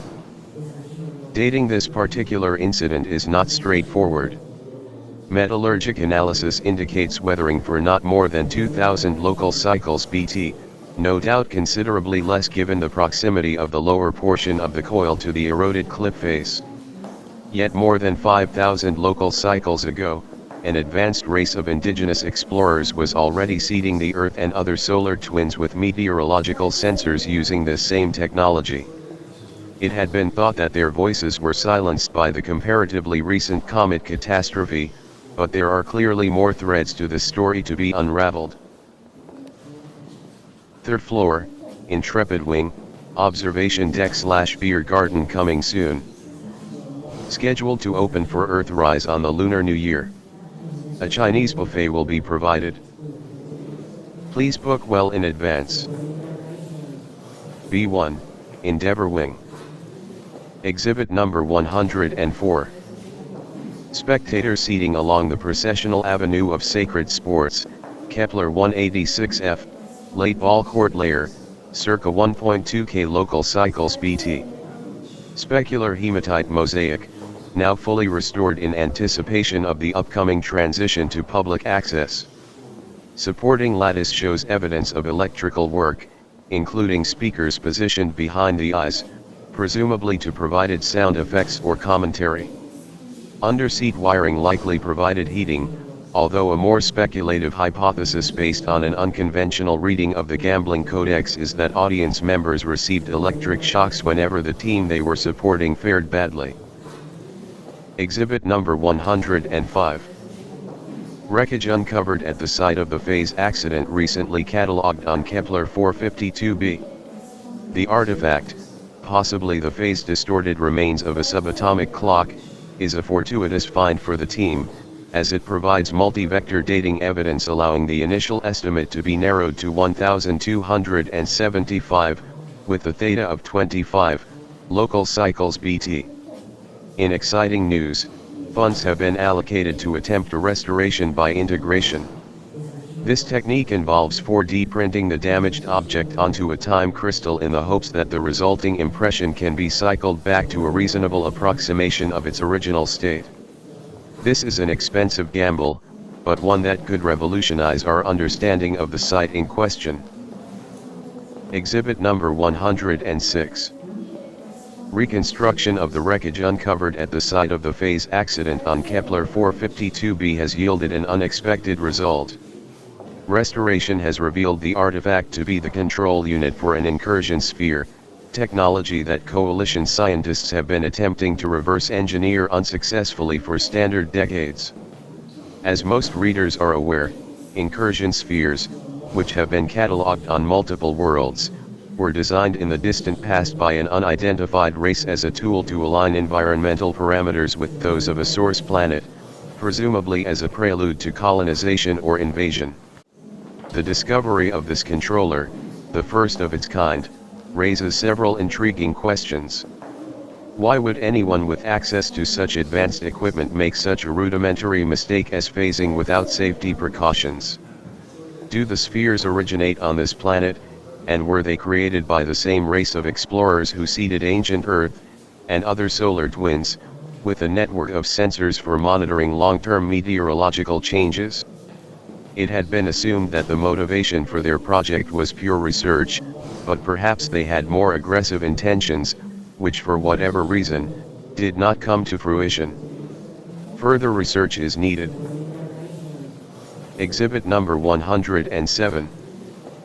One of a series of abandoned ziggurats spaced within laser sighting distance of each other along the coastline of New Gondwanaland on Kepler 62e, circa 6000 local cycles BT. Analysis of the design, materials, and usage is in progress. Shown also is a 4D printed replica of a standing paddle boat discovered inside one of the otherwise empty antechambers. Genetic results indicate that it is constructed from the bones of a single unidentified marine vertebrate. There is also lizard analog DNA, bipedal claw marks, matching those on the stonework incidentally, and abrasion patterns consistent with the back and forth motion of a heavy tail. The site manager believes this evidence, while preliminary, is sufficient to posit a species of extinct intelligent lizards, which he has catalogued under the heading Lacerta sapien rescendentia. Exhibit number 108. A swarm of reconnaissance drones under the direction of the newly inaugurated memorial station at Gliese 1061b has succeeded in identifying the wreckage of an ancient spacecraft under the permafrost on Iceworld 1061d. The design and materials are reminiscent of the technologically advanced Flying Dutchman of Gliese previously recovered at perihelion from a highly eccentric orbit, and then all but lost in the Coalition Research Facility disaster. This discovery will be the first real test of Memorial Station, as it assesses the risks and rewards of a potential salvage operation. Exhibit number 109. CSC reports that a radical new experiment to investigate the mysterious nature of phasing has been an unqualified success. As the reader is no doubt aware, phase travel is the bedrock of interstellar commerce and communication across the 1,500 light-year coalition. Despite the ubiquity of the technique, the actual process during instantaneous phase transition from departure to destination remains poorly understood. In this project, the power of the controversial dice furnace to entrain multiverses was harnessed, allowing a specially designed probe to phase travel both before and at a specified time simultaneously. The resulting recording window was sufficient to capture the stunning image depicted here. Given the amount of new data collected, it would appear that once again, the Council's throw of the dice has brought tremendous returns. Exhibit number 110. An alarming transmission with the timestamp 0.0.0.0, no source indicated, was received today through official channels. The video signal depicts an unknown species, with a still image from the recent CSC phase space experiment visible in the background. The audio, in simple prime, translates approximately as "don't do / use that / it again," presumably a reference to the experiment itself, or its reliance on the controversial dice furnace. While a full investigation is planned, a spokesperson for the council urged calm, speculating that it would likely turn out to be an attempt at intimidation by the extremist faction of Remember Venus or a similar group with an anti-tech agenda. The president of Remember Venus denied the allegation, but took the opportunity to remind the council of the dangers of causality engineering, saying God does not play dice with the universe. Apparently, neither should you. Exhibit number 111. A glimpse into the dizzying depths of the subterranean metropolis within the cave system adjacent to the Maglev station ruins. Kepler 62e, Kennerland Caves, date unknown. No sign of recent habitation and no activity, although the artificial lighting implies at least one working generator. Few indicators of age, aside from localized damage from flooding or rock slides. The ubiquitous building material is a tough resin compound, which has been used for both the substructure and enclosures. It is tempting to attribute this architecture to the builders of the recently catalogued ziggurats lining the new Gondwana coast, but the dimensions are too compact for our putative lizard friends. Could we be looking at evidence for a third indigenous species, perhaps even more sophisticated than the Thane? Exhibit number 112. In their first off-world project, investigation of the wreckage of an ancient spacecraft protruding from the permafrost on 1061D, Memorial Station has taken every precaution to avoid the fate of their predecessor. The dig site was placed under information quarantine, meaning that participation was limited to AI, not wetware, willing to host false memories to protect against data leaks. Retrieval consisted of deep scans only, rather than physical samples, and any subsequent artifact reconstruction at the station was limited to shadows on unnetworked devices rather than 4D printing. Depicted here is the shadow of the co-pilot's user interface. He, gender confirmed, is understandably disoriented by the reconstruction process and has not been very forthcoming, except to confirm that both he and the ship originate from 1061D, and that he believes the date to be 65,000 local cycles BT. Inquiries regarding background and mission are ongoing, and results will be posted as they become available. Exhibit number 113. Comparison of the skulls of two tool-using species recently discovered on New Gondwana on Kepler 62e. The top find was recovered from a coastal ziggurat and is believed to represent a typical male of the species Lacerta sapien rescendentia. Multiple pedicels reminiscent of those from Ceratopsia fossils may have supported antlers used for mating or defense. Tiny vent holes are evident on the reinforced anterior medial plate, which likely provided additional protection in face-to-face conflicts. The regularly perforated cranium offered distinct evolutionary advantages by combining the resilience of a geometrically stable lattice with less overall bone mass. The vulnerability of the gaps was probably mitigated by an overlay of tough collagenous plates that deteriorated long before the rest of the skull. The bottom find was recovered from one of the domiciles in the subterranean metropolis at the Kennerland Caves. This smaller mammal skull from a female Rhodorus sapien residentia features enormous bony orbits, consistent with superior stereoscopic vision, possibly dark adapted. The pronounced unnotched premaxilla, with long narrow nasals, was likely associated with a good sense of smell. Particularly unusual is the extended flange-shaped mandible, not unlike the gill arches in jawless fishes or the hyomandibular bone in jawed fishes. Since pronounced hyomandibula can act as sound amplifiers, excellent vision and smell were probably complemented by superior hearing. Taken as a whole, the skull suggests a quick, small, adaptable species, one that relies on perception and cognition to evade and outsmart predators.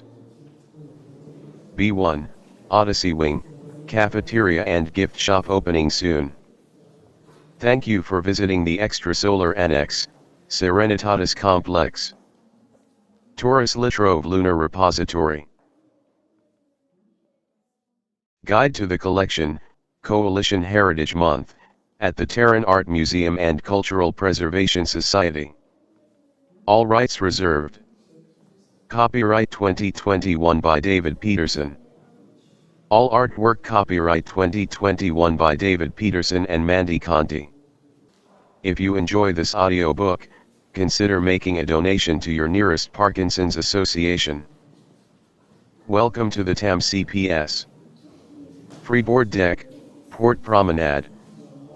Freeboard Deck, Starboard Promenade. Bridge Deck, Special Exhibition Room. Lower Deck, Port Promenade. Lower Deck, Starboard Promenade. Freeboard Deck, Port Promenade. Exhibit number 115. Depiction of a biomorphic cairn recovered in pieces from the Stoneflint tar pits on Kepler 62e, no earlier than 1.1 million local cycles BT. This exploded view gives some idea of the forethought and work involved in collecting and shaping the required pebbles and bone fragments, numbering in the hundreds. Simulations confirm that the assemblage would have collapsed under its own weight, implying that the pieces were incorporated within a matrix of some kind, now lost. As with the contemporaneous hide skinner recovered nearby, the form gives us a clue as to the species of the artisan. In the former case, the tool was intended for someone equipped with an opposable thumb. Here, the jaw region has a pronounced gill-like shape. Taken together, these clues point to an ancestor of the recently discovered hyper-intelligent cave-dwelling mammals catalogued as Rhodorus sapien residentia. Exhibit number 116. Resources were recently allocated for a follow-up investigation of northern T-Squareland on TRAPPIST-1A, centered on the previously discovered evacuation site with equipment dating to just after the start of the nuclear winter.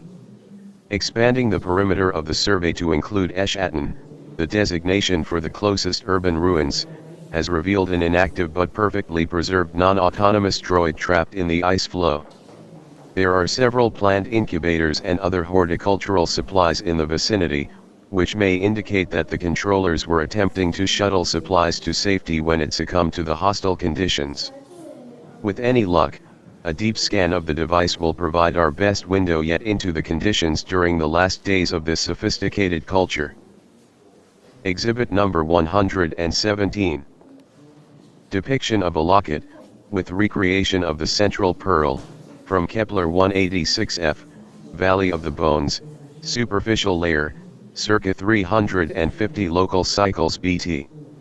The Bone Valley monks were skilled apothecaries, and suffered many unwelcome intrusions from adventurers seeking their rumored life-extending potions. The most egregious trespassers were fitted with a locket such as this. The central shell was press-molded from a volatile compound, and supposedly contained one measure of the fountain of youth. Recipients were warned that tampering with the metallic setting or the shell itself would trigger its disintegration. The alternative was to watch as the object of their desires gradually vanished through moisture-driven sublimation. Exhibit number 118.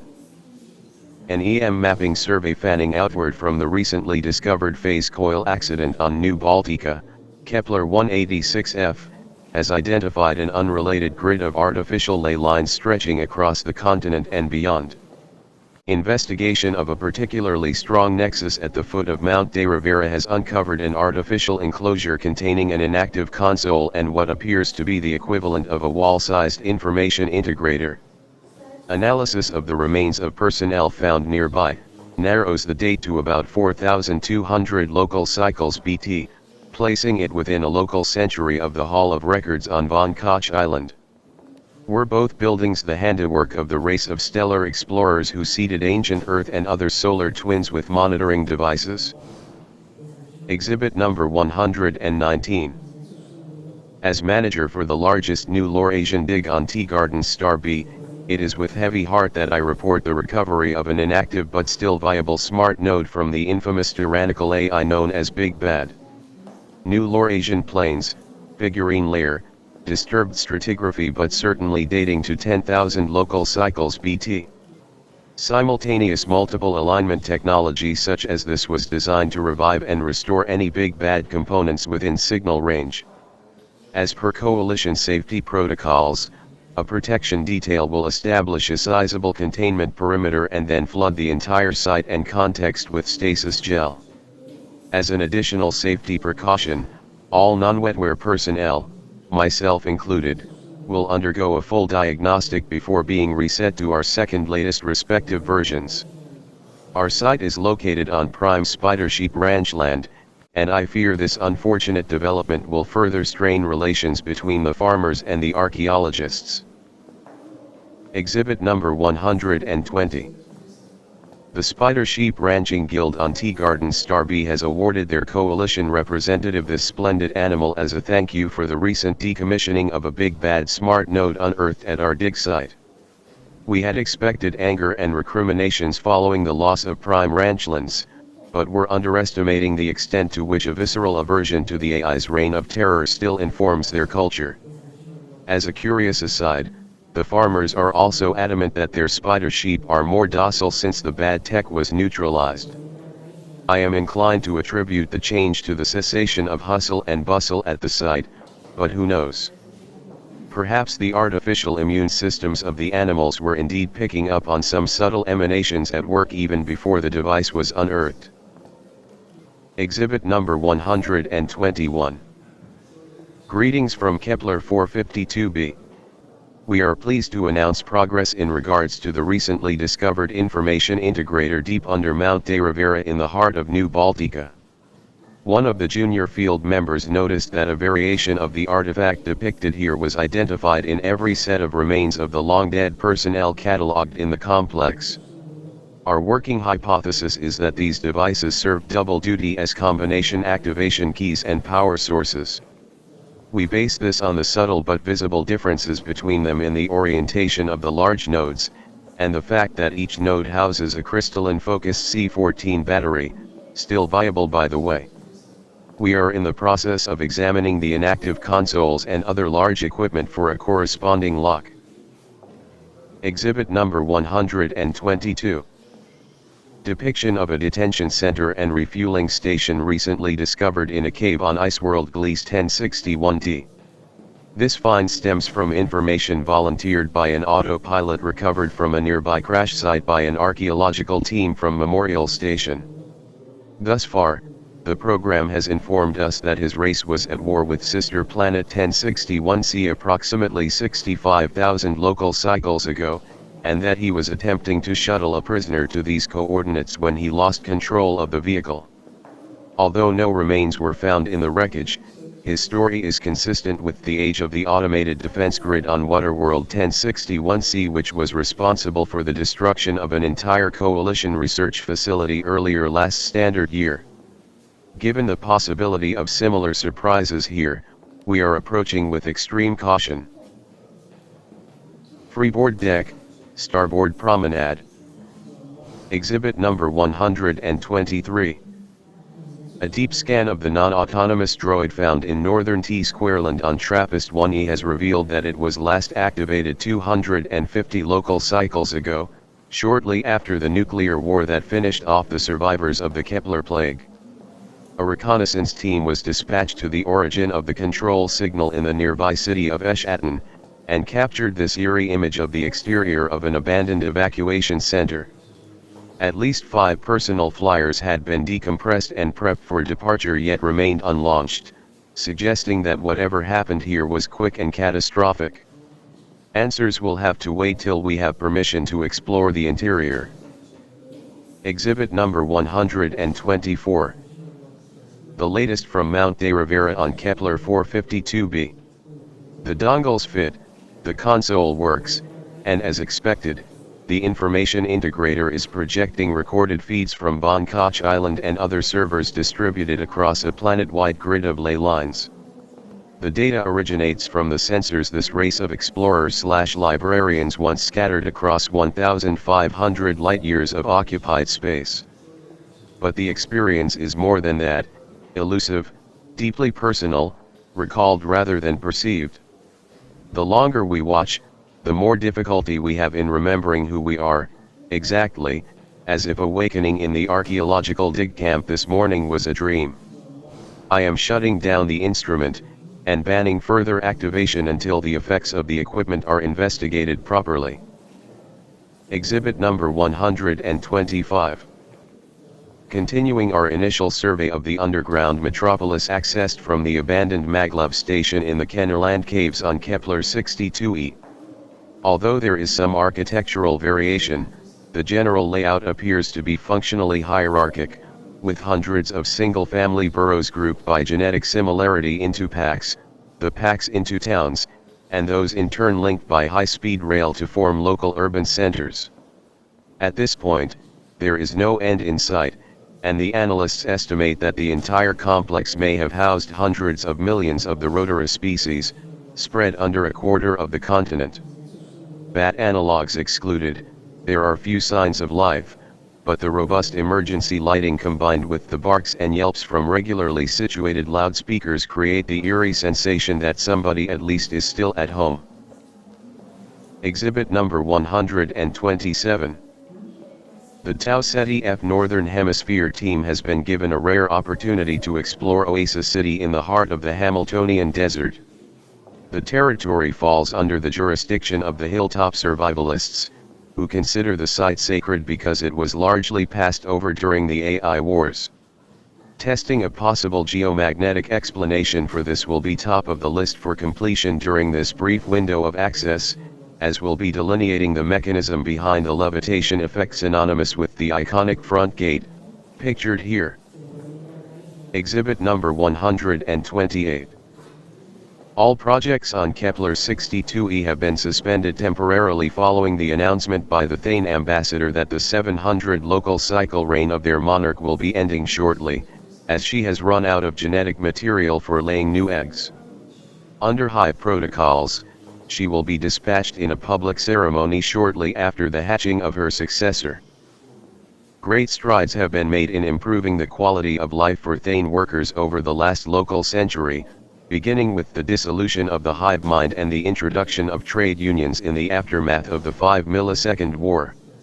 Yet the arcane monastic system remains deeply entrenched, and must be respected by all visitors, ourselves included. It is hoped that the new queen will follow in the limprints of her predecessor in granting full planetary access for research purposes. Exhibit number 129. The co-pilot UI rescued from the wreckage of a crash site on Gliese 1061D was willing to supply the entry codes to the ancient detention center at the destination coordinates. It was decided to take the risk of sending in a disposable clone of one of the AI team members for a first-hand investigation. A sentience scan revealed one remaining signal, which was identified with the intelligent exoskeleton of a long-dead crustacean prisoner no doubt captured on Waterworld 1061C. We are awaiting instructions from Memorial Station as to how to proceed. Exhibit number 130. Reviewing the records at the Emergency Evacuation Center on TRAPPIST-1E has helped us to understand the final days of this impressive civilization. Though decimated by the Kepler plague, the remaining 10% of the population soldiered on, ultimately managing to engineer, without precedent or external help, their own version of the standard autophagic cure.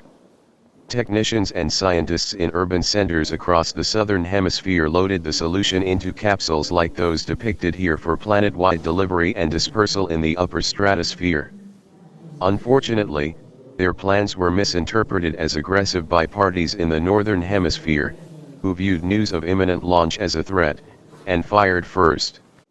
The spark of hope was extinguished in nuclear winter. Bridge deck, special exhibition room. The Armida incident plus lunar-inspired artwork from the permanent collection. Exhibit number 131. The Oversight Committee for Special Projects has released its report regarding the threatening transmission received following the Coalition Science Council's second use of the controversial DICE furnace. The committee notes that the source of the signal remains unknown, no clear danger has been identified, and the possibility of a hoax by anti-science advocates cannot be discounted. It has therefore advised that the project be restarted, with an abundance of caution.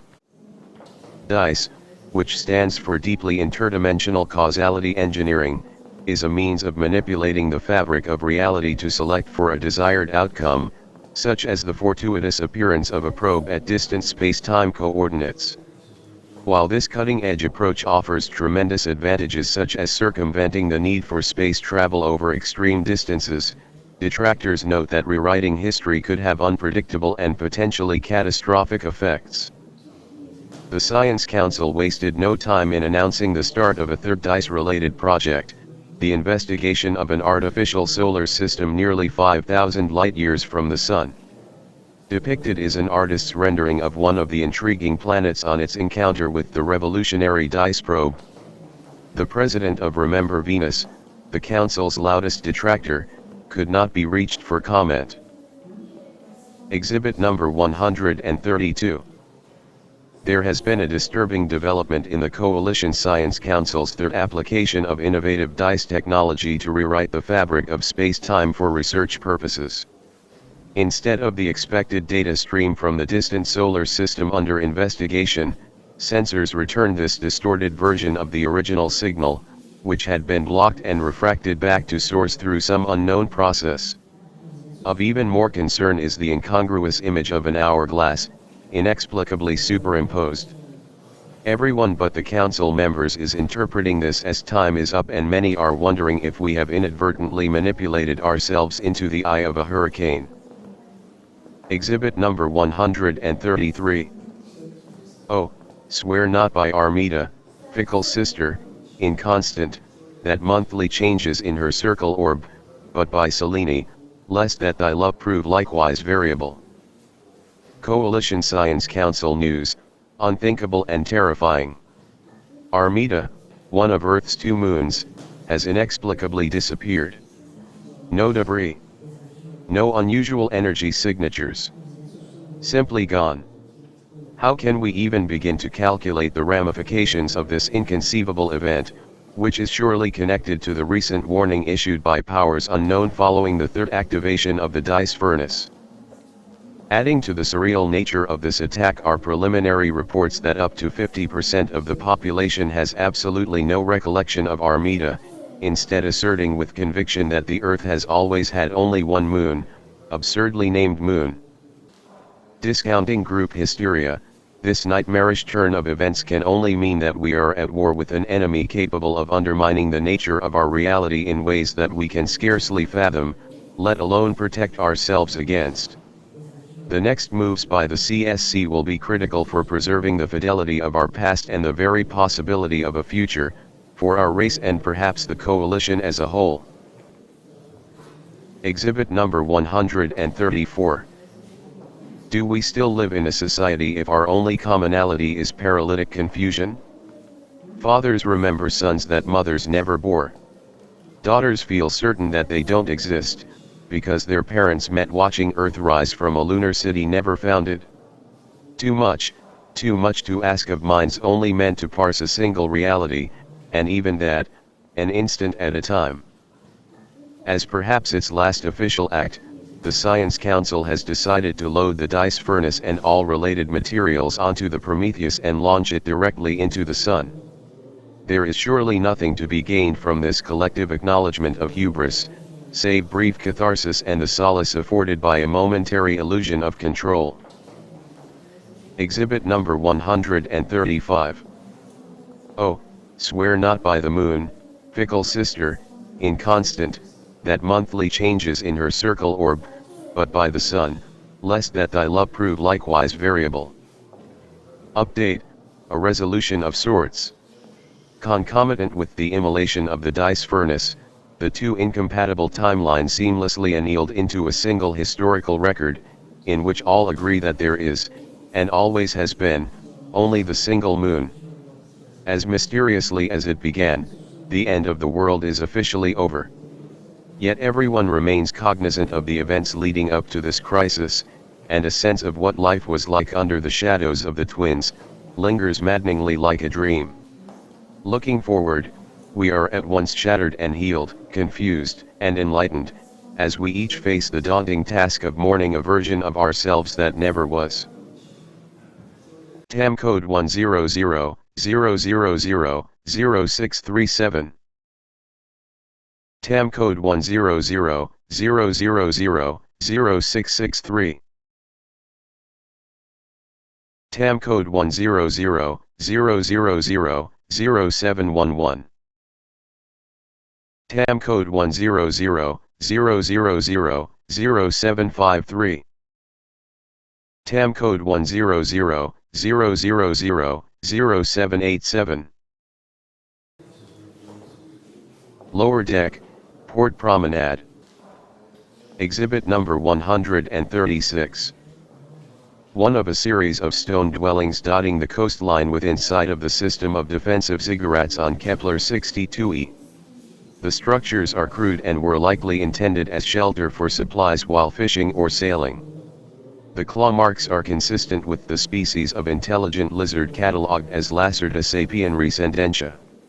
Mitten samples contain the remains of an omnivorous diet, as well as broken paddleboard components and fish hooks. Exhibit number 137. Unauthorized continuation of fieldwork on Kepler 62e during the reorganization of the Thane monarchy was a serious breach of protocol and has had unfortunate repercussions. All coalition access to the planet has been rescinded pending ceremonial retribution, in this case public execution of a representative of the offending party on the dais of unpleasant matters, pictured here. Thanks to our tireless ambassador, the traditional method of 1,000 bee stings has been replaced by a single lethal injection, and the selection of the victim has been left to the dig administrators.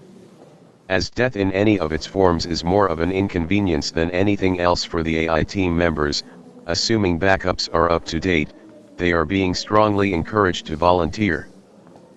Exhibit number 138. Continuing our preliminary survey of the ancient town of Oasis in the Hamiltonian Desert, Tau Ceti F.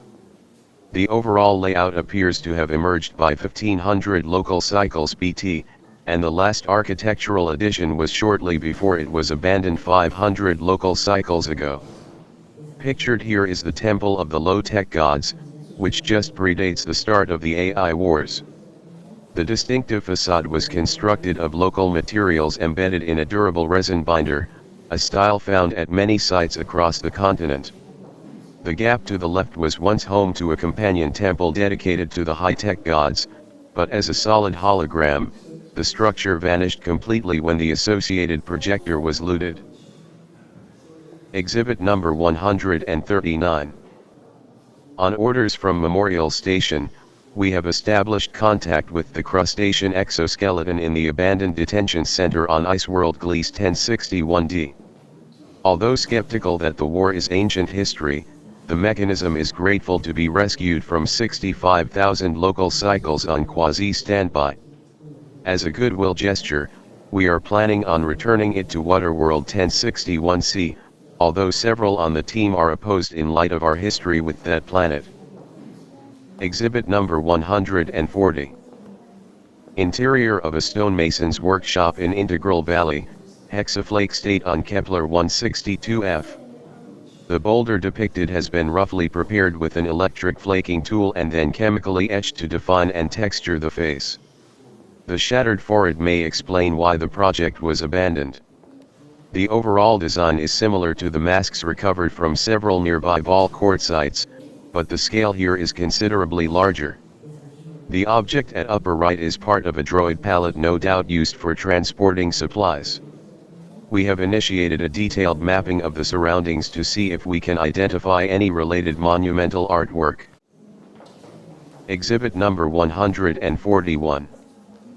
In a commensurate gesture of goodwill following our return of the sentient crustacean exoskeleton to Waterworld 1061C, their seabed detention center has released a prisoner from Iceworld 1061D, which had likewise been held in semi-stasis for 65,000 local cycles.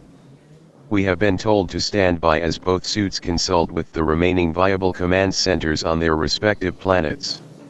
Time will tell whether we have inadvertently brokered the conditions for peace, or merely reawakened the Kraken. Exhibit number 142.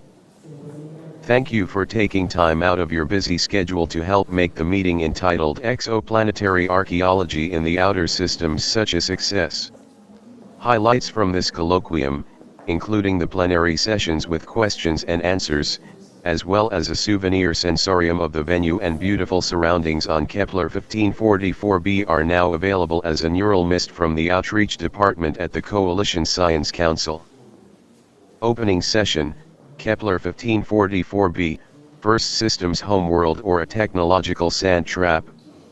Local Day 2, Spirituality on Kepler 186f, Pain, Pleasure, Smoke and Mirrors. LD3, No, they're not talking animals, Terracentric Bias and the Reality of Life on Kepler 62e. LD4, the Kepler 452f Sensor Grid, A Case of Killing with Kindness. Exhibit number 143. Reporting from Oasis City in the heart of the Hamiltonian Desert on Tau Ceti F. One of the reconnaissance party, who also happens to have a background in improbability theory, noticed a telltale flickering of the south gate. Further analysis revealed that that entire structure is in reality one eigenstate of a device known as a probability amplitude capacitor, PAC. PACs typically change shape abruptly as a function of distance from the closest observer. This one appears to have been modified to respond more selectively, perhaps to another PAC. If so, the proximity of a person with the right key would trigger this architecture to take on an entirely different configuration. Part of our objective during this project has been to determine why Oasis was passed over during the AI Wars. If the south gate turns out to be a camouflage docking port, for example, or a munitions warehouse, the answer may be that this shimmering oasis actually played a significant but quiet role by providing shelter to ships in the Resistance. Lower Deck, Starboard Promenade. Exhibit number 144. One of a series of monumental heads dotting the length of Integral Valley, a cradle of civilization here on Kepler 162f. The roughly spherical boulder with flattened back and incised eyes shows signs of electric flaking and chemical etching consistent with preparation at a stonemason's workshop circa 900 local cycles BT. Transport across the swampy lowlands was likely effected using pallet droids. It is unclear who commissioned these heads, but the obvious similarity to masks and reliefs from the Hexaflake ball court digs argues for a connection to the warrior caste. Perhaps these were commissioned to venerate the most popular team captains. Exhibit number 145. Experimentation with the information integrator on Kepler 452f was suspended following reports of disturbing changes in sense of self by those using the device. Investigation of the control panel circuitry has traced the phenomenon to this unique tech, dubbed a personalizer by the local dig team. It apparently scans the user's memories in real time to identify the closest match to incoming data from the sensor grid. The associated feelings are decoupled and then spliced to the data stream, creating an uncanny sense of first-person experience. If it turns out that this effect can be experienced remotely, it could help to explain the fate of Colony 2 on Gliese 581c, which collapsed shortly after tapping into this interstellar network without authorization. The colonists were experimenting with their own version of bioelectric shaping at the time, and the combination may have had catastrophic results. Exhibit number 146. We have received a communique from Waterworld Gliese 1061c. Taking into consideration the demise of both of the species who initiated the war 65,000 local cycles ago, the Provisional Government of Intelligent Exoskeletons and other AI units has decided, in conjunction with the equivalent administration on Iceworld Gliese 1061d, to refrain from further hostilities. In addition, as a conciliatory gesture in the wake of the unfortunate destruction of the Orbital Coalition Research Facility, temporary access is being granted to the planetary database, which includes an iterative limits theorem for the complete value of pi, and other mathematical treasures. Exhibit number 147. A grouping of batch dwellings has been discovered while mapping the coastline of New Gondwana on Kepler 62e.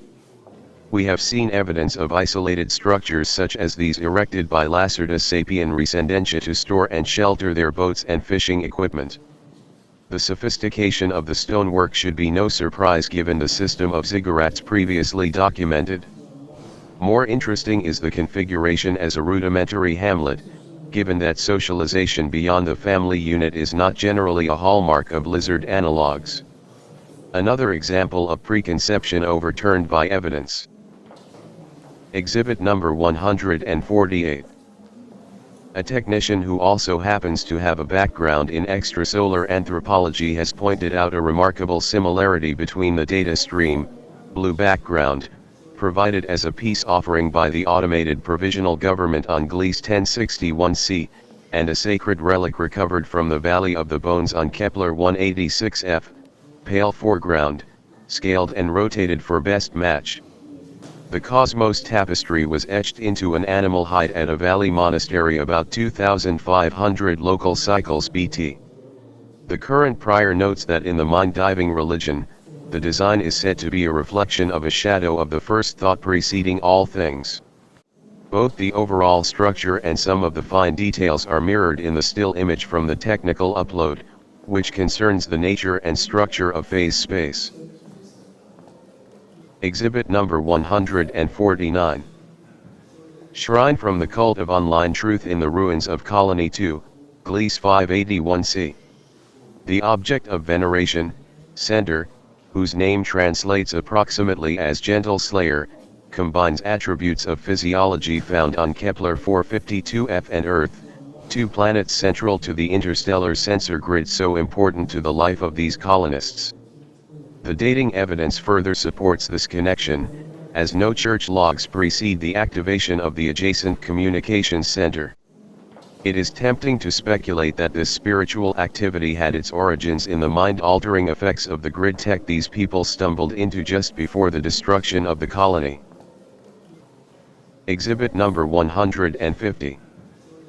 The equivalent of a library brain has been recovered from what appears to have been a center for learning in the ruins of the subterranean metropolis in the Kennerland Caves on Kepler 62e.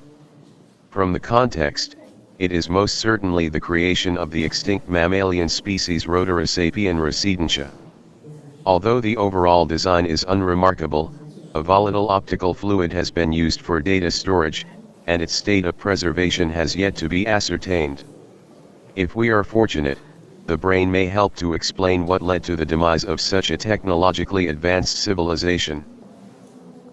Exhibit number 151. News from Trappist 1D. The metallurgic warlords have finally allowed access to sites of historical interest on the southern salt flats in exchange for periodic drops of medical supplies and replacement tools. The enigmatic facade depicted here is typical of the monumental ruins lining asymptotic beach. The preliminary estimate of 2,100 local cycles BT is familiar from the Hausdorff excavations to the north, but the architecture has little else in common. Informally, there is speculation about off-world, Terran and Cetan, influences, however unlikely. Exhibit number 152. Exoplanetary Archaeology Series, continuing our sweep of the interior of Complex Number 1 on Asymptotic Beach, TRAPPIST-1D. Depicted is the interior of a turret on the side opposite the facade, adjacent to the gorge of moderate peril. The architectural components are in good shape, but coverings and furnishings have been completely robbed out for their metal content. Interestingly, a pyramidal object has been left untouched by the marauders. It appears to consist of the memory material introduced by colonists from TRAPPIST-1E during their incursions here beginning about 500 local cycles ago. The disc-shaped examples to date decompress into vehicles and other useful equipment under suitable conditions. Does this artifact operate similarly despite the difference in appearance? A cautious investigation is warranted. Thank you for visiting the Terran Art Museum and Cultural Preservation Society.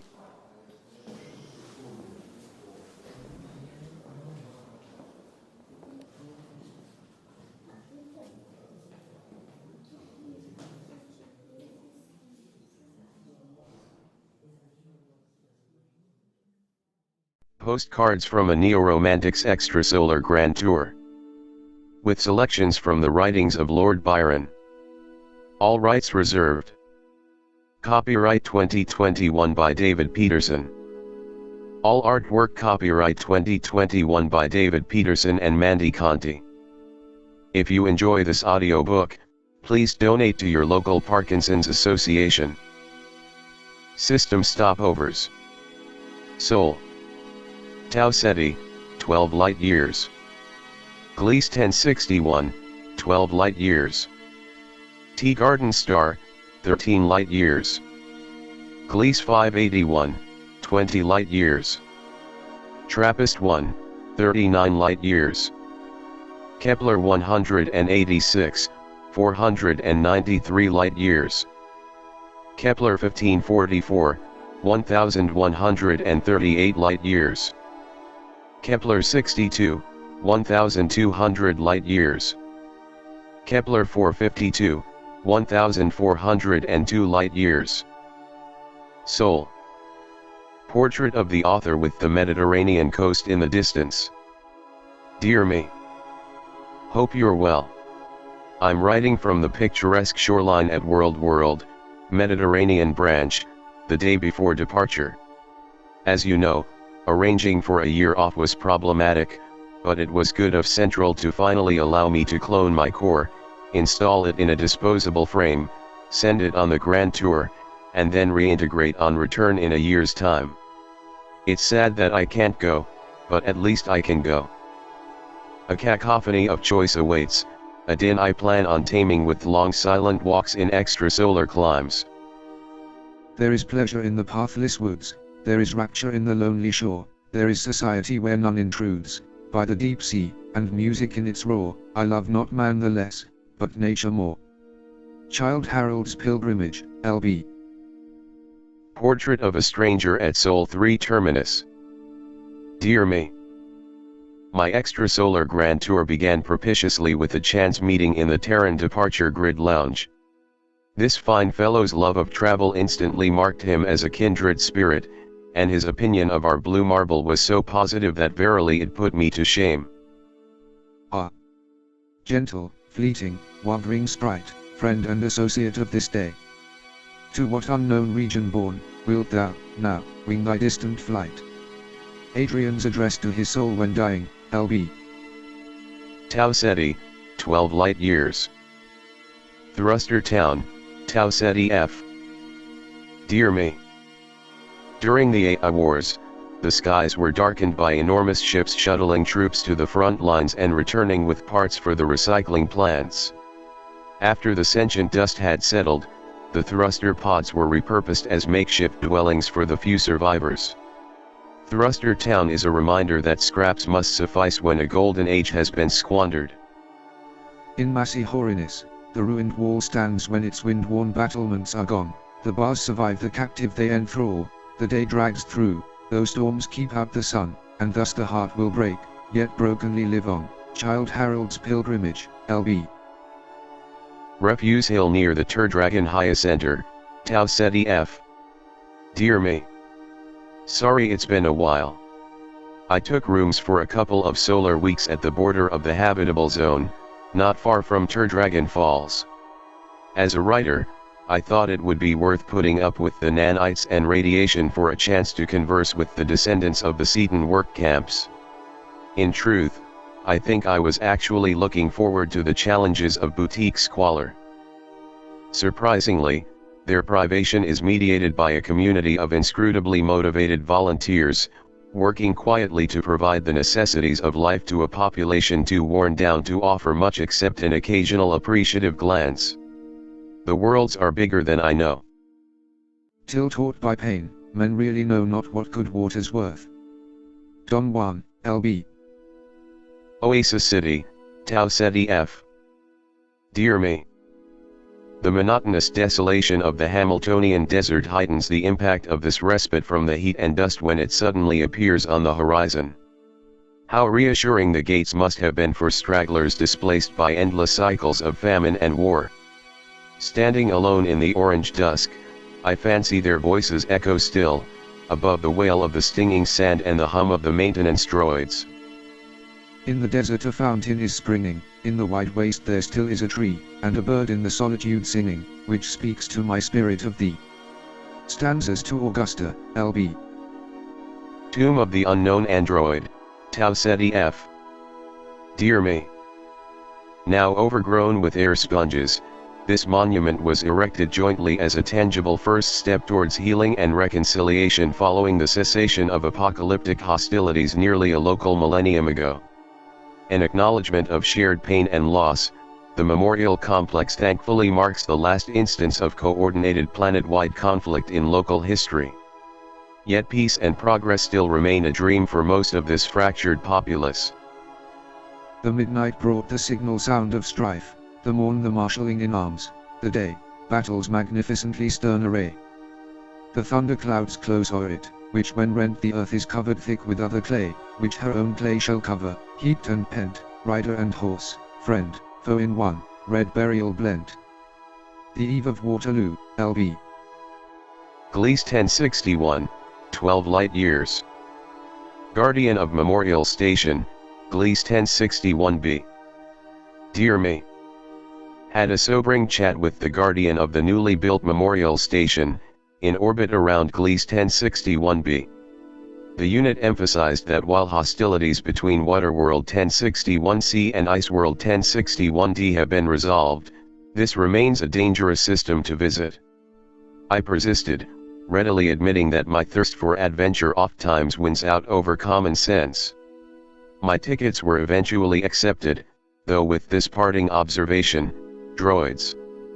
150 solar years old and you think you know it all. Now he adventured on a shore unknown, which all admire, but many dread to view. His breast was armed gainst fate, his wants were few, peril he sought not, but ne'er shrank to meet. The scene was savage, but the scene was new. Childe Harold's Pilgrimage, L.B.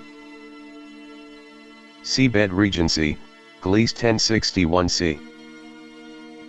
Dear me. Received warmly by the intelligent exoskeletons tasked with maintaining this elegant metropolis following the demise of their crustacean mother species 65,000 local cycles ago. Seabed Regency has a beauty unlike anything I've experienced.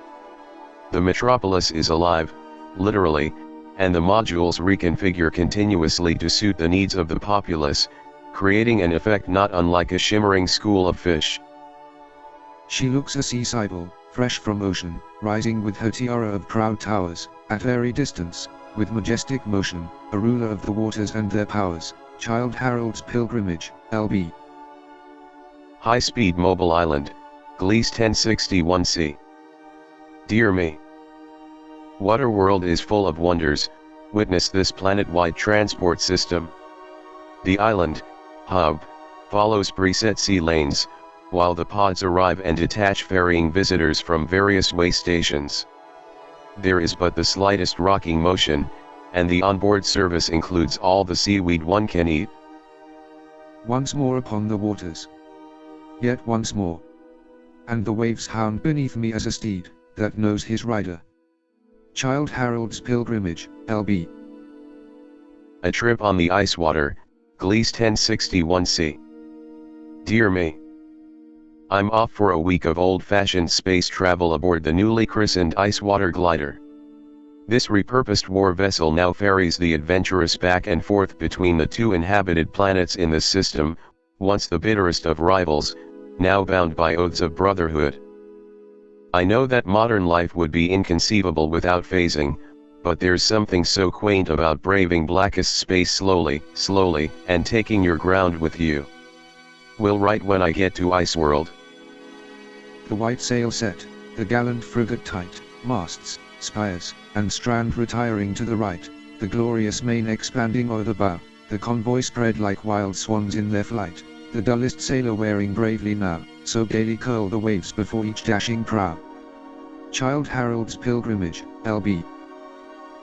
Ghost ship. Dear me. Disembarkation cannot come soon enough, as it will afford welcome relief from the unrelenting melancholy of passage on this ghost ship. Unaccustomed to such extended idleness, my fancy mischievously began mistaking ordinary shadows for specters of the vessel's violent past.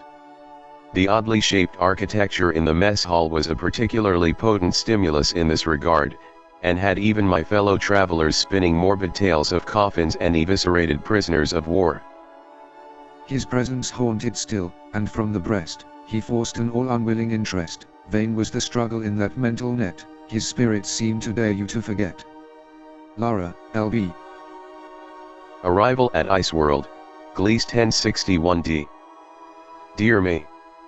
Gloomy specters dared not follow as I mounted a hover bike and took flight above the frozen bluffs at Riders Hill in North Sector. There is no feeling like it, the wind whipping through your head, the sky the ultimate open road. Heading for the wonders of Exoskeleton City, my destination for a standard fortnight.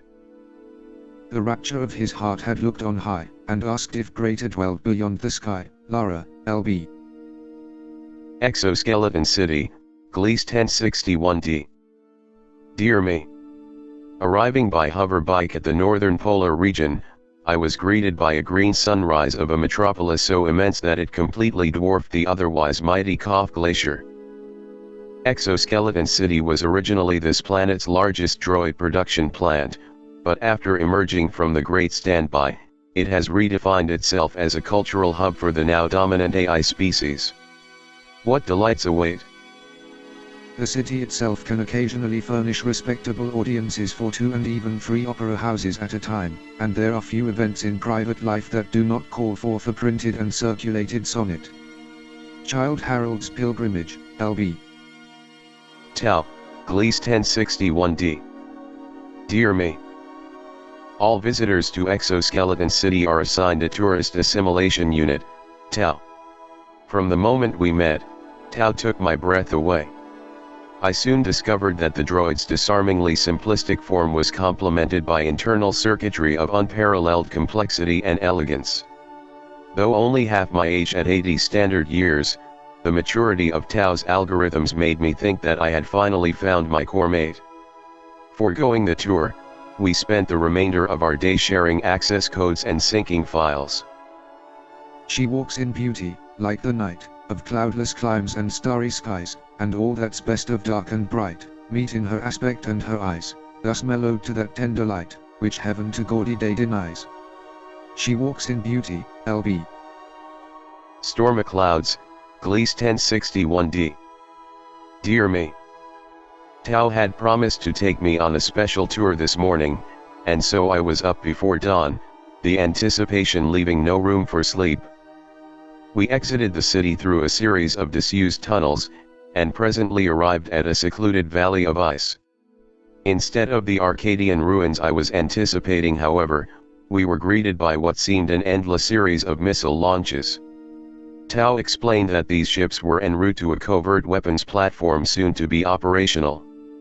I was told that while technically a violation of the recent peace treaty, such measures were necessary as protection against the inherently perfidious nature of the Waterworld AI.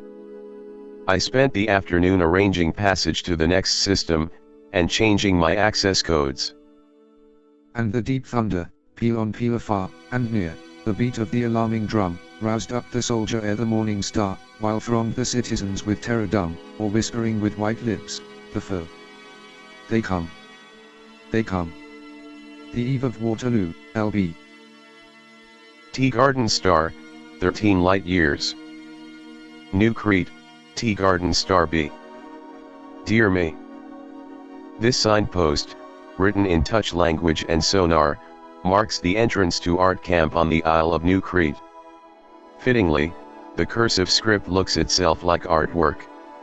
Gardeners have a long tradition of turning kitchenware, clothing, and other prosaic domesticities into folksy artistic marvels.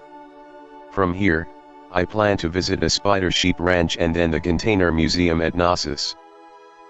The stars are forth, the moon above the tops of the snow-shining mountains. Beautiful.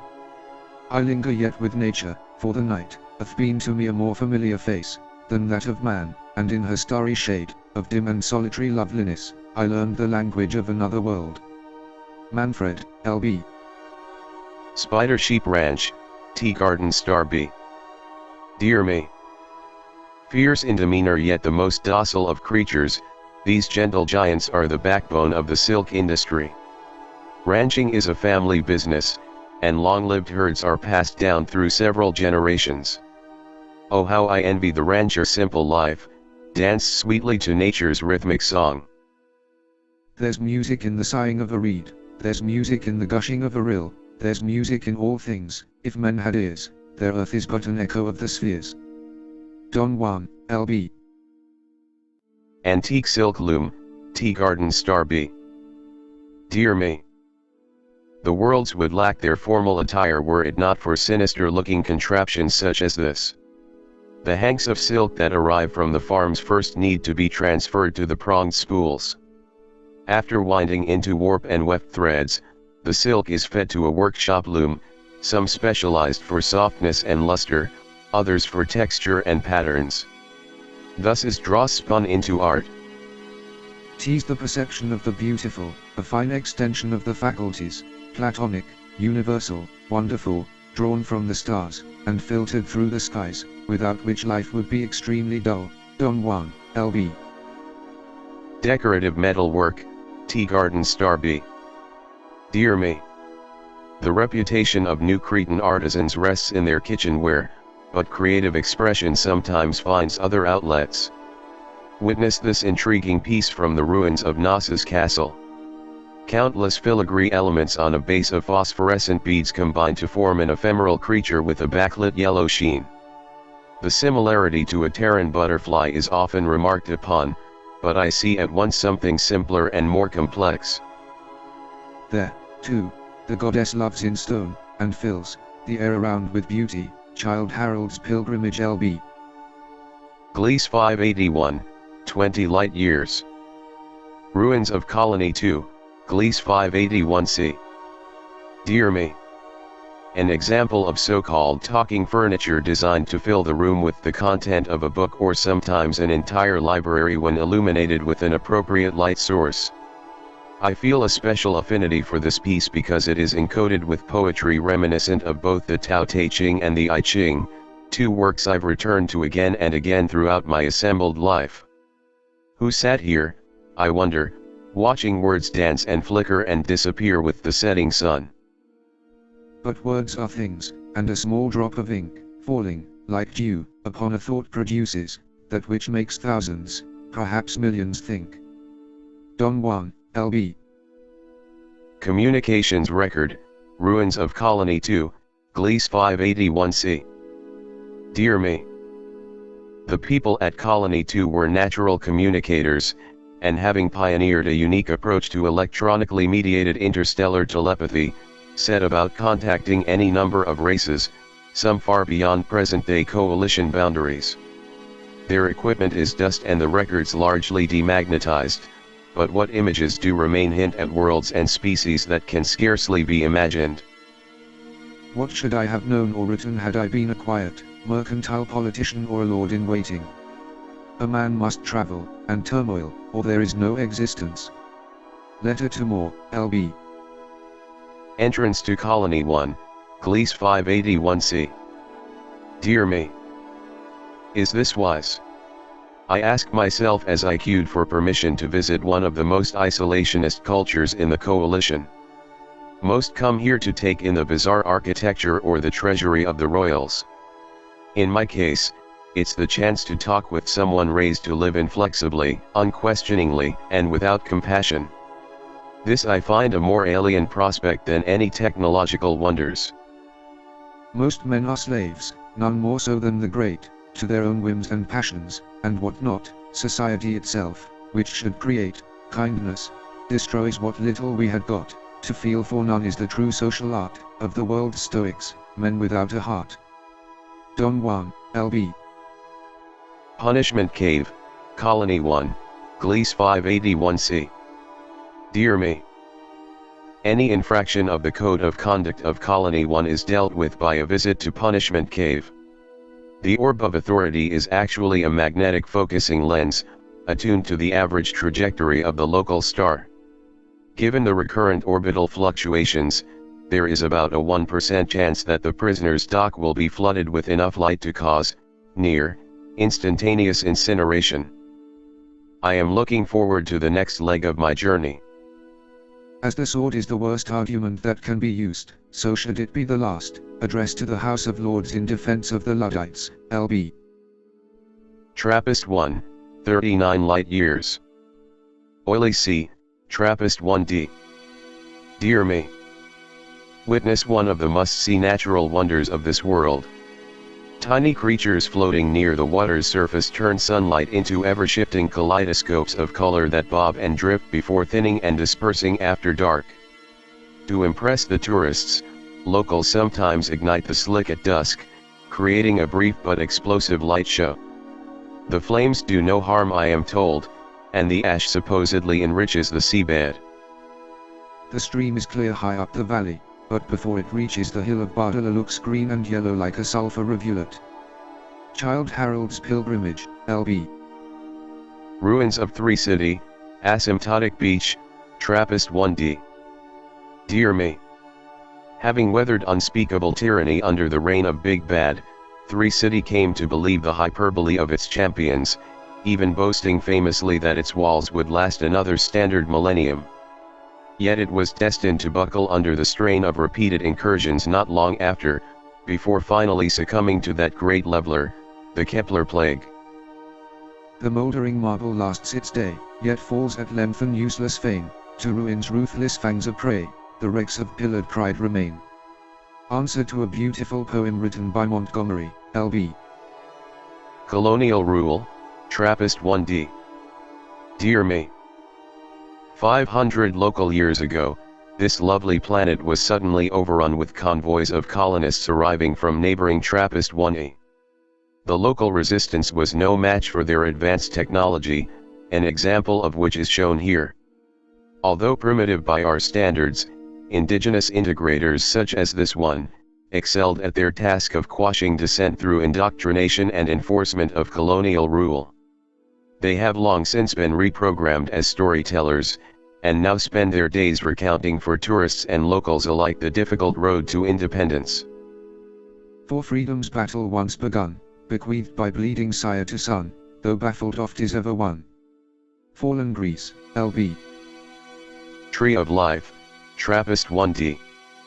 Dear me.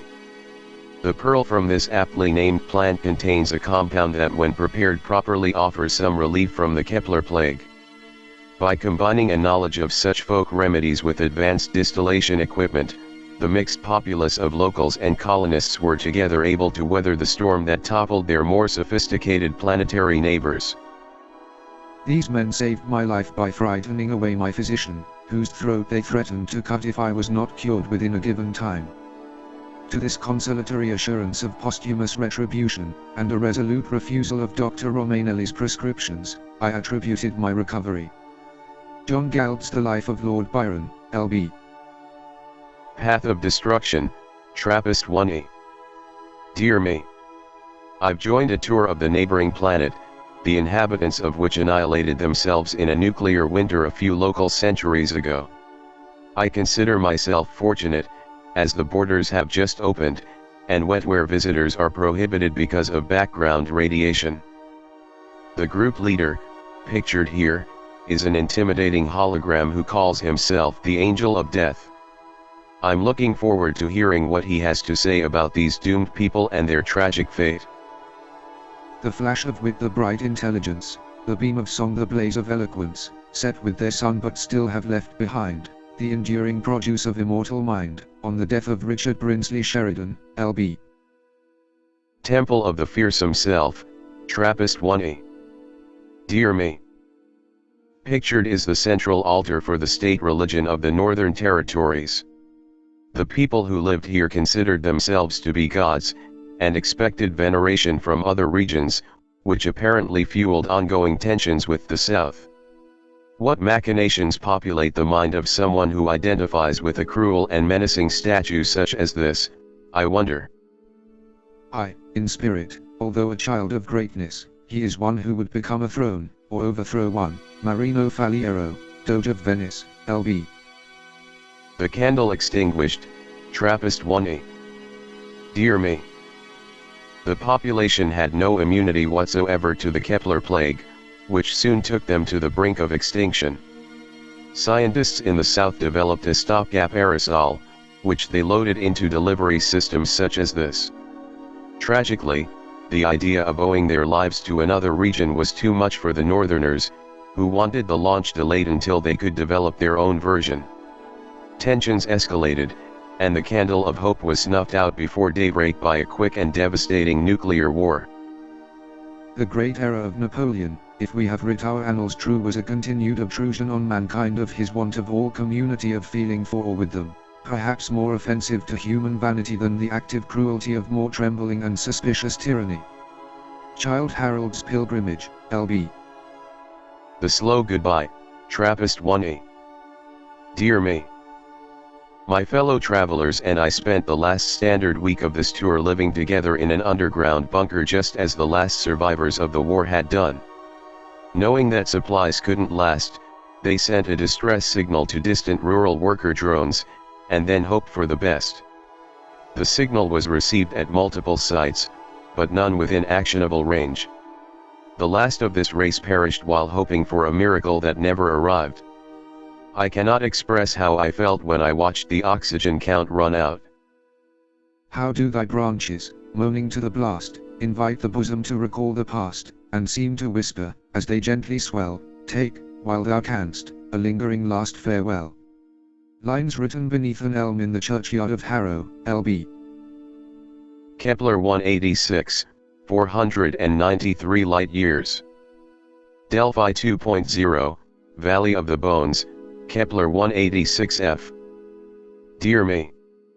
Visitors bring their burdens to the oracle, and are inevitably rewarded with a glimpse of the way to lighten them. Locals tell me the statue is merely unremarkable stone, but the incense and strobe lights combine to distract the conscious mind, allowing one's true heart to shine through. Yet still there whispers the small voice within, heard through Dane's silence, and all glory's din, whatever creed be taught, or land be trod, man's conscience is the oracle of God. The Island, L.B. Ziggurats and ball courts, Hexaflake State, Kepler 186f. Dear me. Clearly a people with refined sensibilities, and adept at reconciling crisp geometry with the stochastic chaos of the living jungle. Balanced against this we have their devilish animus, which took great delight in the bloodthirsty excesses of the ball court games. I am so changeable, being everything by turns and nothing long, such a strange melange of good and evil, that it would be difficult to describe me. A Journal of Conversations with L.B. by Marguerite Countess of Blessington WVZ. Twin lines of monumental heads, Integral Valley, Kepler 186f. Dear me! Are these the cold remains of a race of giants? Were they fashioned to mirror the faces of the artisans? Or do they perhaps reflect the aspirations of a diminutive race, feeble artists seeking to negate their limitations through creative hyperbole? Near this spot are deposited the remains of one who possessed beauty without vanity, strength without insolence, courage without ferocity, and all the virtues of man, without his vices. Epitaph for Audiobook, L.B. Brief music, Kepler 186f. Dear me! An exquisite wind instrument spied only on ceremonial occasions. When thrown into the air or dropped from a great height, it emits an eerie and distinctive whistling sound. The most expensive varieties are crafted to shatter on impact, as a reminder from the benefactor to take pleasure in each moment. My time has been passed viciously and agreeably. At 31, so few years, months, days, hours or minutes remain that carpe diem is not enough. I have been obliged to crop even the seconds, for who can trust to tomorrow? L.B. Kepler 1544, 1138 light years. Paradise City, Kepler 1544b. Dear me! Feared and revered as the mythical first system's homeworld, Kepler 1544b was long given a wide berth by travelers and settlers alike. Recent reports of technological wonders, however, have whetted the appetite of the adventurous and the avaricious. While the coalition and the independents debate matters of jurisdiction, much of the largest city shell has already been claimed by warlords, misfits, treasure hunters, and New Hope adherents. Blame my love for classical Terran westerns, but it sounds irresistible. In Gibbon, Volume 10. Page 161, is the following sentence: the vulgar dialect of the city was gross and barbarous, though the compositions of the church and palace sometimes affected to copy the purity of the Attic models. L.B. quoting Gibbon. Theater of Life, Kepler 1544b. Dear me! The Coalition Quarter is a good place to start, and the nightlife certainly has its charms. Witness the Theater of Life. A First Systems relic, best described as part entertainment, part spiritual gateway. At center stage a mysterious sphere, and within that a miraculous device that warms cold facts until reality melts into possibility. As witnesses to this techno-magical performance, theatergoers are treated to a panorama of other ways their lives might have unfolded, either comedic or tragic depending on the evening's chosen theme. Musicals night is highly recommended. I admire the old English dramatists, but this is quite another field, and has nothing to do with theirs. I want to make a mental theatre. Letter to publisher John Murray, L.B. Dax something, Kepler 1544b. Dear me! Early the second local day, I crossed into the non-aligned quarter and started bidding. In no time, I was led to a nearby hotel for an audience with the neighborhood enforcer.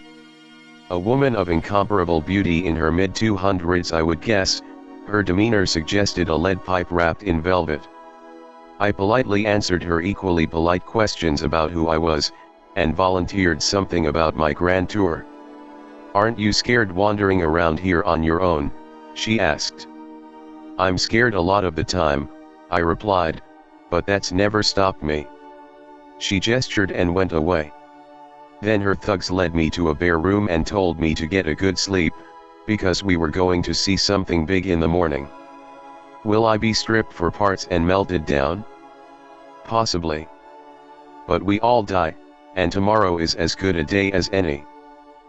In marble-paved pavilion, where a spring of living water from the center rose, whose bubbling did a genial freshness fling, and soft voluptuous couches breathed repose, Ali reclined, a man of war and woes, yet in his lineaments ye cannot trace, while gentleness her milder radiance throws along that aged venerable face, the deeds that lurk beneath, and stain him with disgrace. Childe Harold's Pilgrimage, L.B. I did this, Kepler 1544b. Dear me! My new admirer, her retinue, and I zipped up the coast in a windowless hovervan to what I was assuming was a chop shop. When we finally stopped, I was told to get out, and was led up a steep pathway to where this magnificent wreck came into view. My metaphorical jaw dropped, which seemed to genuinely please Dax, who boasted proudly that it was she who had taken down the craft. Dubious, given the extreme age of the weathering patterns, but I focused on sounding impressed and grateful for her hospitality, which I was. And thus I lived to cross the border again. A noble wreck in ruinous perfection. Manfred, L.B. Kepler 62, 1200 light-years. Terracentrism, Kepler 62e. Dear me. Using the term bees, for the hyper-intelligent species on this planet is considered the worst kind of terracentrism, but if their queen has no problem with it, I don't see why I should. Pictured is the imposing facade of Hive 0001 of the Thane Regency. This is as close as I can get, unfortunately, as the thought processes of droids with thinner skins than mine have occasionally disrupted cooperation between the workers, and they don't wish to take any chances. 1,000 local cycles of harmony and heritage, so close yet out of reach. As, rising on its purple wing, the insect queen of eastern spring, or emerald meadows of Kashmir, invites the young pioneer, and leads him on from flower to flower, a weary chase and wasted hour, then leaves him, as it soars on high, with panting heart and tearful eye, so beautiful you as the full-grown child, with hue as bright, and wing as wild, the two butterflies, L.B. Clever rodents, Kepler 62e. Dear me. In ancient times, the bee hegemony was restricted to the north, while two other species, Rhodora and Lacerta, vied for control of the south. Shown is the entrance to the newly inaugurated Rhodora Museum. It showcases their sprawling underground empire, which at its height spanned half the continent, with burrows enough for 100 million. Time has since reduced their engineering marvel to a high-tech playground for exoplanetary archaeologists. Cronus does indeed devour his children. Varied above, but still alike below, the un may shine, the ashes will not glow, the age of bronze, L.B. Cruel neighbors, Kepler 62e. Dear me. Depicted is an unsettling example of lithic embellishment by the bloodthirsty Lacerta, a reptilian race and above-ground apex predator of the south. On the whole, they had no qualms about butchering the Rhodora, and took to raiding the underground metropolis whenever food was scarce. The stuff of nightmares. To whom thy plighted vow is sworn, is leader of those pirate hordes, whose laws and lives are on their swords, to hear whose desolating tale, would make thy waning cheek more pale, the bride of Abydos, L.B. Incursion sphere disaster, Kepler 62e. Dear me. Both races are said to have perished in an otherwise uneventful instant about 4 local millennia ago. The Rhodora had been experimenting with the use of scrubber swarms to fine-tune the balance of atmospheric gases, an inherently dangerous proposition, as other species have learned the hard way. Tragically, an ill-timed attack by the Lacerta threw the settings into disarray. Instead of scrubbing CO2, the devices precipitated out the O2, and the southern continent was summarily depopulated. Far to the north, many of the bees were stunned or killed, but enough recovered to rebuild the hive. Life is precious, and life is cruel. 'Tis vain to struggle, let me perish young, live as I lived, and love as I have loved, to dust if I return, from dust I sprung, and then, at least, my heart can ne'er be moved. Stanzas to the Poe, L.B. Kepler 452, 1402 light-years. Scientific Funhouse, Kepler 452b. Dear me. It seems fitting that a planet at the very border of known space is also one of the most inscrutable. According to the briefing for new arrivals, the mysterious inhabitants of 452b were compulsive data gatherers who established a network of sensor transmitters encompassing dozens of systems. Spying on our collective successes and failures gave them the raw materials to turbocharge their own advancement. Ultimately, they learned to weave science into art and art into magic before vanishing forever in a cloud of knowing. Fortunately, they left behind their broken toys and crumpled papers, creating a trail of breadcrumbs to keep the archaeologists busy for a few lifetimes. There are 10,000 tones and signs, we hear and see, but none defines involuntary sparks of thought, which strike from out the heart, or rot, and form a strange intelligence, alike mysterious and intense. Mazeppa, L.B. A techno-magical bagatelle, Kepler 452b. Dear me. Joined an excursion to what has come to be known as the Cave of Portents. Each traveler/initiate proceeds individually through the fearsome entrance, where they have the experience of reuniting briefly with someone they've lost who was very important to them. I had the peculiar experience of meeting myself. They came like truth, and disappeared like dreams. Childe Harold's Pilgrimage, L.B. Weird Science, Kepler 452b. Dear me. Awesome chat with one of the forensic archaeologists tasked with making sense of this mysterious civilization. According to him, their approach to reality is encapsulated in the figure depicted. The central sphere shows the positions of their interstellar listening devices, but can also be interpreted as a map of phase space, or the evolution of metal lines over time. The jewel-like nodes at the corners are thought to represent many universes coexistent with, but distinct from the familiar multiverse. He predicts it will take another standard century or so to make sense of it all. The mind reels. While high-born ladies in their magic cell, forbidding knights to read who cannot spell, dispatch a courier to a wizard's grave, and fight with honest men to shield a knave. English bards, and Scotch reviewers, L.B.